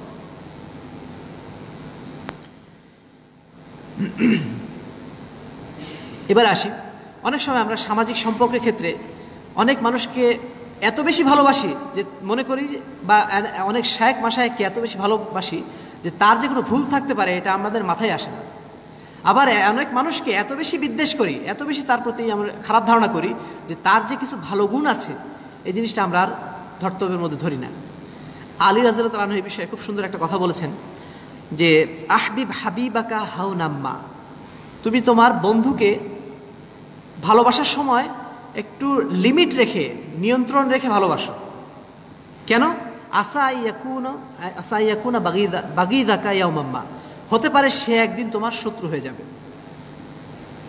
ওয়া আবগিদ বাগীদাকা হাউনাম্মা, তুমি যার সাথে হিংসা বিদ্বেষ করছো, যার প্রতি ঘৃণা পোষণ করছো, যার প্রতি ক্রোধ পোষণ করছো, তার প্রতি ক্রোধ পোষণ করাটা একটা লিমিটের উপর রাখো। খুব বেশি বাড়াবাড়ি করো না বিদ্বেষ করার ক্ষেত্রে। কেন? আসা ইয়াকুনা হাবিবাকা ইয়াউমাম্মা, হতে পারে একদিন তার অন্তর আল্লাহ রাব্বুল আলামিন ঘুরিয়ে দেবেন, সে হয়তো তার বন্ধু, তোমার বন্ধু হয়ে যেতে পারে। সেদিন তুমি লজ্জিত হবা যে এই মানুষটাকে আমি এত হিংসা করতাম, এই মানুষটার ব্যাপারে আমি এত খারাপ ধারণা রাখতাম। অর্থাৎ যেটা বলা হচ্ছে যে ভালোবাসার এবং ঘৃণা করার ক্ষেত্রে একটা মধ্যম পন্থা অবলম্বন করতে হবে। ভালোবাসতে হবে একটা লিমিট রেখে, আবার কারো প্রতি যদি আমার রাগ থেকে থাকে সেটাও একটা লিমিটে রাখতে হবে।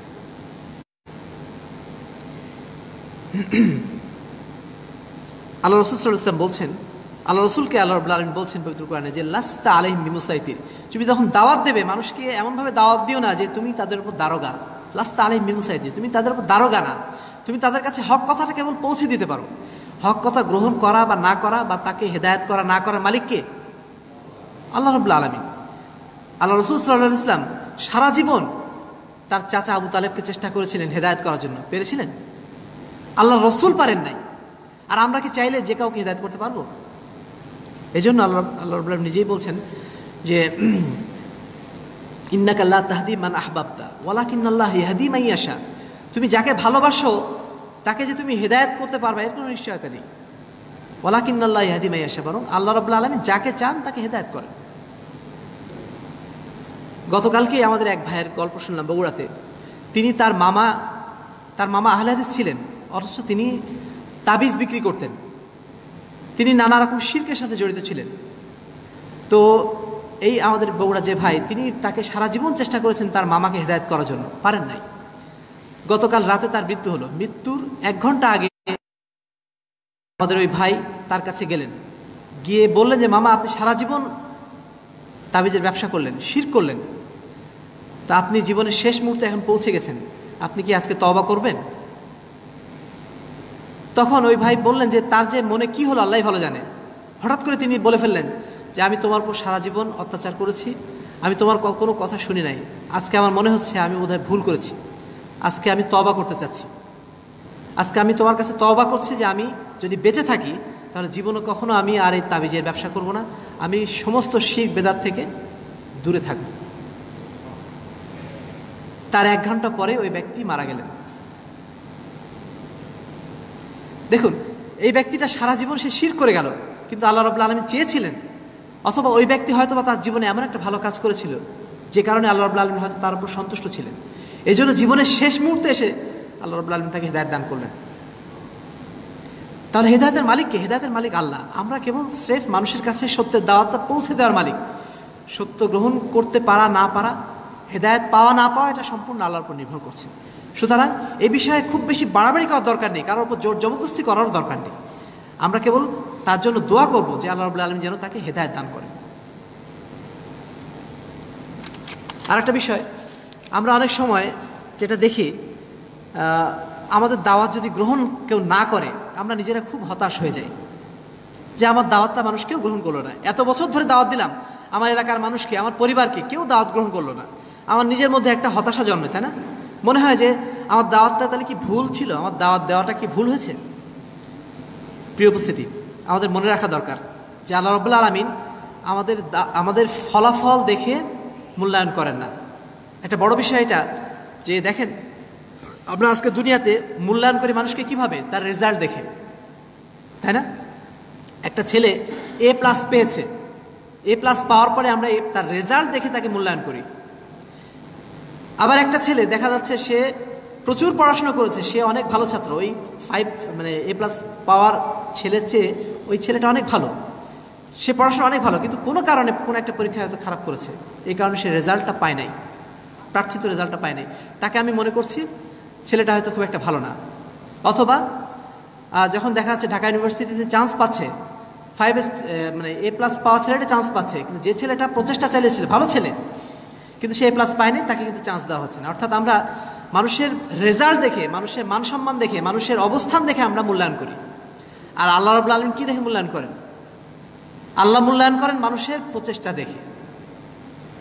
আপনি কতটুকু চেষ্টা করেছেন সেটা আল্লাহ রাব্বুল আলামিন দেখেন। এই জন্য আল্লাহ রাব্বুল আলামিন বলছেন ওয়া আন লাইসা লিল ইনসানি ইল্লা মা সাআ, মানুষের জন্য মূল কাজ হচ্ছে চেষ্টা করা। ওয়া আন্না সায়াহু সাউফা ইউরা, এবং তার প্রচেষ্টাটাই কাল কিয়ামতের ময়দানে দেখা হবে। তার প্রচেষ্টার কি ফলাফল হয়েছিল সেটা দেখে আল্লাহ রাব্বুল আলামিন তাকে মূল্যায়ন করবেন না। সে হচ্ছে 10 বছর দাওয়াত দিয়েছে, তার দাওয়াতে একটা মানুষ হেদায়েত পায়নি, কিন্তু আল্লাহ রাব্বুল আলামিন তার চেষ্টার বরকতে তাকে যে মূল্যায়ন করবেন, মানে যে ব্যক্তি 10 বছর দাওয়াত দিয়ে কোটি কোটি লোককে হেদায়েত করেছে, তার জন্য একই মূল্যায়ন হবে, কারণ তার প্রচেষ্টাটা একই ছিল। হয়তো আমার প্রচেষ্টার কারণে লাখ লাখ মানুষ হেদায়েত পাচ্ছে, আরেকজন মানুষ একই প্রচেষ্টার কারণে কেউ হেদায়েত পায়নি। কিন্তু আল্লাহ রাব্বুল আলামিন এই মানে আমার দাওয়াতের ফলাফল দেখে বা তার দাওয়াতের ফলাফল দেখে কিন্তু মূল্যায়ন করবেন না। মূল্যায়ন করবেন কি দিয়ে? আমার প্রচেষ্টা দেখে, তার প্রচেষ্টা দেখে। আবার অনেক সময় এমন হয়, অনেক দায়ী ইলাল্লাহ তারা অনেক বেশি মানুষকে হেদায়েত করেছেন, কিন্তু তিনি নিজেই পথভ্রষ্ট বা তার নিজের মধ্যে এমন একটা সমস্যা আছে যে কারণে হয়তো আল্লাহ রাব্বুল আলামিন তার উপর অসন্তুষ্ট হতে পারেন, তাই না? হতেই পারেন। এরকম অনেক ঘটনা আমরা দেখেছি যে আলহামদুলিল্লাহ তাদের মাধ্যমে দাওয়াতের ময়দানে অনেক কাজ হচ্ছে, কিন্তু তারা নিজেরাই এমন একটা পাপের মধ্যে ডুবে আছেন যে আল্লাহ রাব্বুল আলামিন নিশ্চিতভাবে তার উপর অসন্তুষ্ট হবেন। তিনি সুদ খাচ্ছেন অথবা এমন একটা পাপের সাথে যুক্ত, অথচ তার দ্বারা অনেক মানুষ হেদায়েত হয়েছে। দেখুন আল্লাহ রাব্বুল আলামিন কি দেখে মূল্যায়ন করবেন? তার দ্বারা কত মানুষ হেদায়েত হয়েছে সেটা দেখে, নাকি তার ব্যক্তিগত আমল দেখে? তার ব্যক্তিগত আমল দেখে। যাই হোক, এই বিষয়টি যেটা বোঝানোর চেষ্টা করছিলাম যে আমাদের প্রচেষ্টা আমাদের চালিয়ে যেতে হবে। ফলাফল দেওয়ার মালিক আল্লাহ, আর আমাদের প্রচেষ্টার বিনিময়ে আল্লাহ রাব্বুল আলামিন দেবেন। আমাদের ফলাফল কি হয়েছে সেটা বিনিময় না। এবারে আসি সর্বশেষ যে পয়েন্টটি, সেটা হচ্ছে যে মধ্যপন্থা সম্পর্কে আমাদের কিছু ভুল ধারণা আছে। আমরা অনেকে মনে করি, বিশেষ করে যারা রাজনৈতিক দল করেন, রাজনৈতিক ইসলামপন্থী দল আছেন, তারা মনে করেন যে সুন্নাত এবং বেদাতের মাঝামাঝি একটা অবস্থান নেওয়াটাই মনে হয় মধ্যপন্থা। তারা একই সাথে সুন্নাতও মানেন, বেদাতও মানেন। তারা একই সাথে সুন্নাতপন্থীদেরকেও খাতির করেন, বেদাতিদেরকেও খাতির করেন। এর নাম মধ্যপন্থা না, এর নাম হচ্ছে মুনাফিকি। এর নাম কি? মুনাফিকি। এটাকে মধ্যম পন্থা বলা হয় না। মধ্যম পন্থার নাম করে এই ধরনের কিছু ভাই আমাদের কিন্তু ধোঁকা দিচ্ছে। অনেক ভাই রয়েছেন এমন, তারা মনে করেন যে, বলেন যে আমার দাড়ি নাই তাই কি হয়েছে, আমার মনের মধ্যে অনেক বড় দাড়ি আছে, এভাবে ঠাট্টায় আর কি করেন। আবার অনেক মহিলা, তাদেরকে যখন পর্দার কথা বলা হয় তখন কি বলে যে আমি পর্দা বোরকা পরি না, ঠিক আছে, কিন্তু আমার মনে পর্দা আছে। কিন্তু তারা আবার যখন বাড়ির বাইরে যান তখন ঠিকই দরজায় তালা মেরে রাখেন। মনের দরজায় তালা মারলেই তো হয়ে যায়, তাই না? তারপর আবার দরজায় কেন তালা মারা লাগে? বাড়ি থেকে বের হচ্ছেন চোরের ভয়ে, তালা মেরে চলে যাচ্ছেন, তো মনের দরজায় তালা মারলেই তো হতো। তো যাই হোক, এগুলো হচ্ছে ধোঁকাবাজি কথাবার্তা, এগুলো হচ্ছে ধোঁকাবাজি মধ্যম পন্থা। এই মধ্যম পন্থার মধ্যে কোনো ধরনের কোনো কল্যাণ নেই। অনেক ভাই রয়েছেন যারা মানুষের মধ্যে খালি ঐক্য করেন, ঐক্যের কথা বলেন। তারা বলেন কি, শিয়া সুন্নি সবই এক, আমরা সবাই মুসলমান, এত ভাগাভাগি দরকার কি? ব্রেলভি, তারপরে দেওবন্দি, সবাই আমরা ভাই ভাই। প্রিয় ভাতৃমণ্ডলী, অবশ্যই আমরা ভাই ভাই, কিন্তু তাদের বেদাতকে স্বীকার করেই সে কথাটা বলতে হবে। শিয়া কখনো মুসলমানদের ভাই ভাই হতে পারে না। শিয়ারা যে আকীদার অনুসারী, নিঃসন্দেহে তারা পথভ্রষ্ট মুশরিক, তারা কখনো মুসলমানদের ভাই ভাই হতে পারে না। ঐক্যের নাম করে আমরা তাদেরকে কখনো ভাই ভাই বলতে পারি না।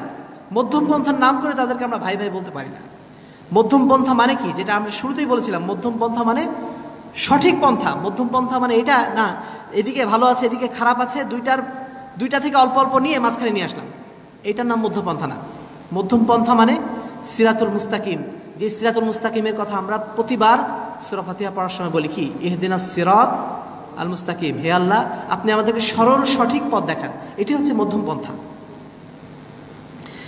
অনেক ভাই মধ্যম পন্থার নাম করে নিজেদেরকে আহলে হাদিস বলতে রাজি নন। এই কথাটা বললে অবশ্য আপনারা নারাজ হবেন, তারপর বলতে হচ্ছে।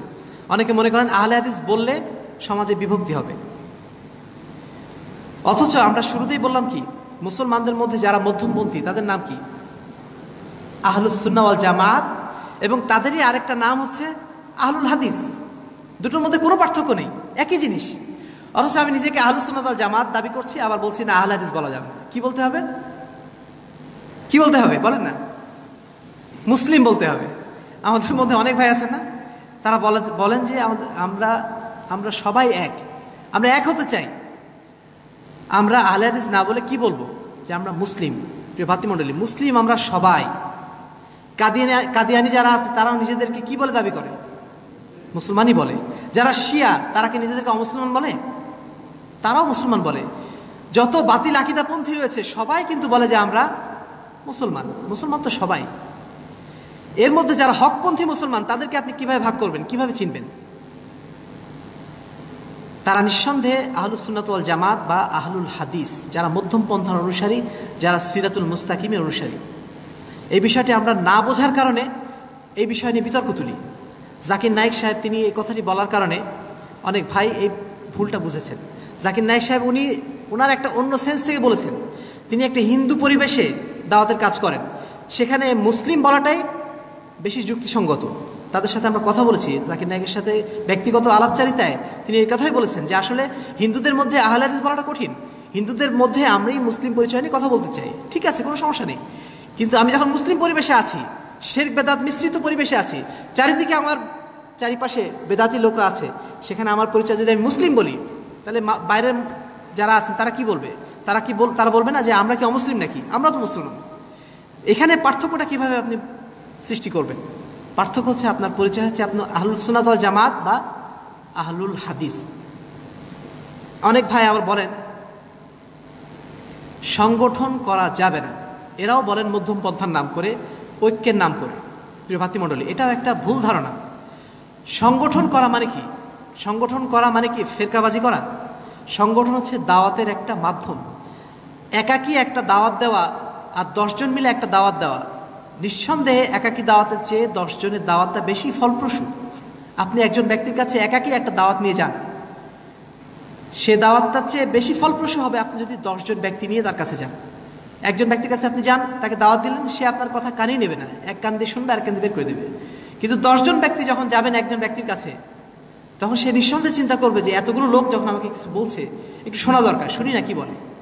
তাহলে একজনের দাওয়াতের চেয়ে 10 জনের দাওয়াত নিঃসন্দেহে মজবুত, তাই না? বিষয়টা ঠিক তাই। একাকী দাওয়াতের চেয়ে সাংগঠনিকভাবে দাওয়াত দেওয়া বা সংঘবদ্ধভাবে দাওয়াত দেওয়া আরও বেশি শক্তিশালী।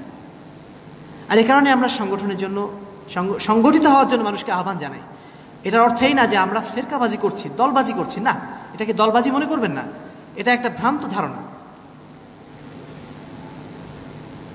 আমি মনে হয় আমার আলোচনার প্রায় শেষ পর্যায়ে চলে এসেছি। যেটা আজকে আলোচনার মূল বিষয় ছিল যে মধ্যম পন্থা। মধ্যম পন্থা মানে সঠিক পন্থা, মধ্যম পন্থা মানে সিরাতুল মুস্তাকিম। এই সিরাতুল মুস্তাকিমের দিকে ইসলাম আহ্বান করে এবং আল্লাহ রাব্বুল আলামিন সেটাই মুসলিম উম্মাহকে উদ্দেশ্য করে বলছেন যে ওয়াজআলনাকুম উম্মাতাও ওয়াসাতাল লিতাকুনু শুহাদা আলান নাস, আমি তোমাদেরকে মধ্যমপন্থী উম্মাত হিসেবে সৃষ্টি করেছি যাতে তোমরা কিয়ামতের দিন মানুষের উপর সাক্ষী হতে পারো এবং আল্লাহ রাব্বুল আলামিন তোমাদের উপর সাক্ষী হতে পারেন। আল্লাহ রাসূল সাল্লাল্লাহু আলাইহি ওয়াসাল্লাম আমাদেরকে উদ্দেশ্য করে বলেছেন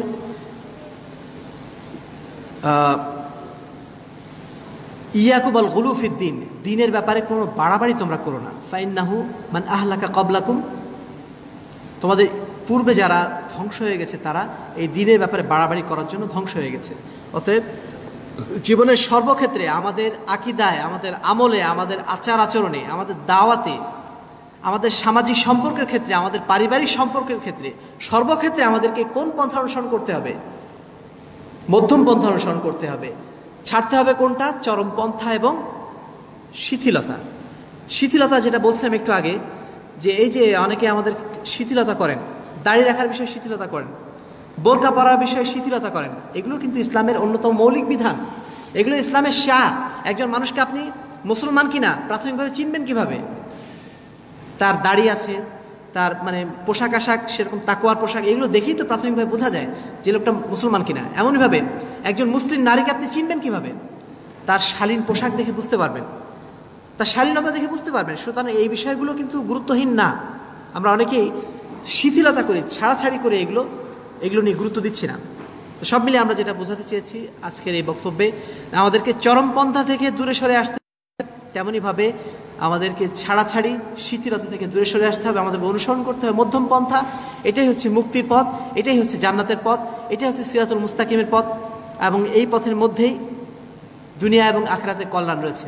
আল্লাহ রাব্বুল আলামিন আমাদের সকলকে আমাদের সকল কাজে মধ্যম পন্থা অনুসরণের তৌফিক দান করুন।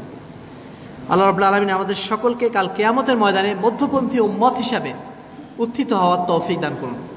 পরিশেষে আপনাদের সকলকে আন্তরিকভাবে ধন্যবাদ জানাচ্ছি, মোবারকবাদ জানাচ্ছি এতক্ষণ যাবৎ আমাদের কথা শোনার জন্য, এবং যারা অনলাইনে রয়েছেন তাদেরকেও আন্তরিকভাবে ধন্যবাদ জানাচ্ছি আমাদের কথাগুলো শোনার জন্য। আল্লাহ রাব্বুল আলামিন আমাদের সকলের এই সময়, যতটুকু সময় আমরা এখানে কুরবানি করেছি, এই সময়কে বরকতপূর্ণ করুন এবং এই সময়ের মধ্যে যদি কিছু শিখে থাকি, একটা কথাও যদি শিখে থাকি, সেটা যেন আমার জীবনে বাস্তবায়ন করার আল্লাহ রাব্বুল আলামিন তৌফিক দান করেন, আমিন। পরিশেষে যারা এই অনুষ্ঠানে আয়োজন করেছেন তাদের প্রতি আন্তরিক কৃতজ্ঞতা জানাচ্ছি। তারাও প্রচুর মেহনত করছেন সিলেট অঞ্চলের পবিত্র কোরআন এবং সহিহ হাদিসের দাওয়াতকে ছড়িয়ে দেওয়ার জন্য। আল্লাহ রাব্বুল আলামিন তাদের এই প্রচেষ্টা কবুল করুন। এই মসজিদের মাধ্যম দিয়ে আল্লাহ রাব্বুল আলামিন যেন হকের দাওয়াতকে অত্র অঞ্চলে সর্বত্র ছড়িয়ে দেন, এই দোয়া করে আপনাদের সকলের কাছ থেকে দোয়া চেয়ে আজকের মতো বক্তব্য এখানে শেষ করছি। ওয়া আখির দাওয়ানা আলহামদুলিল্লাহি রাব্বিল আলামিন। আসসালামু আলাইকুম ওয়া রাহমাতুল্লাহি ওয়া বারাকাতুহু।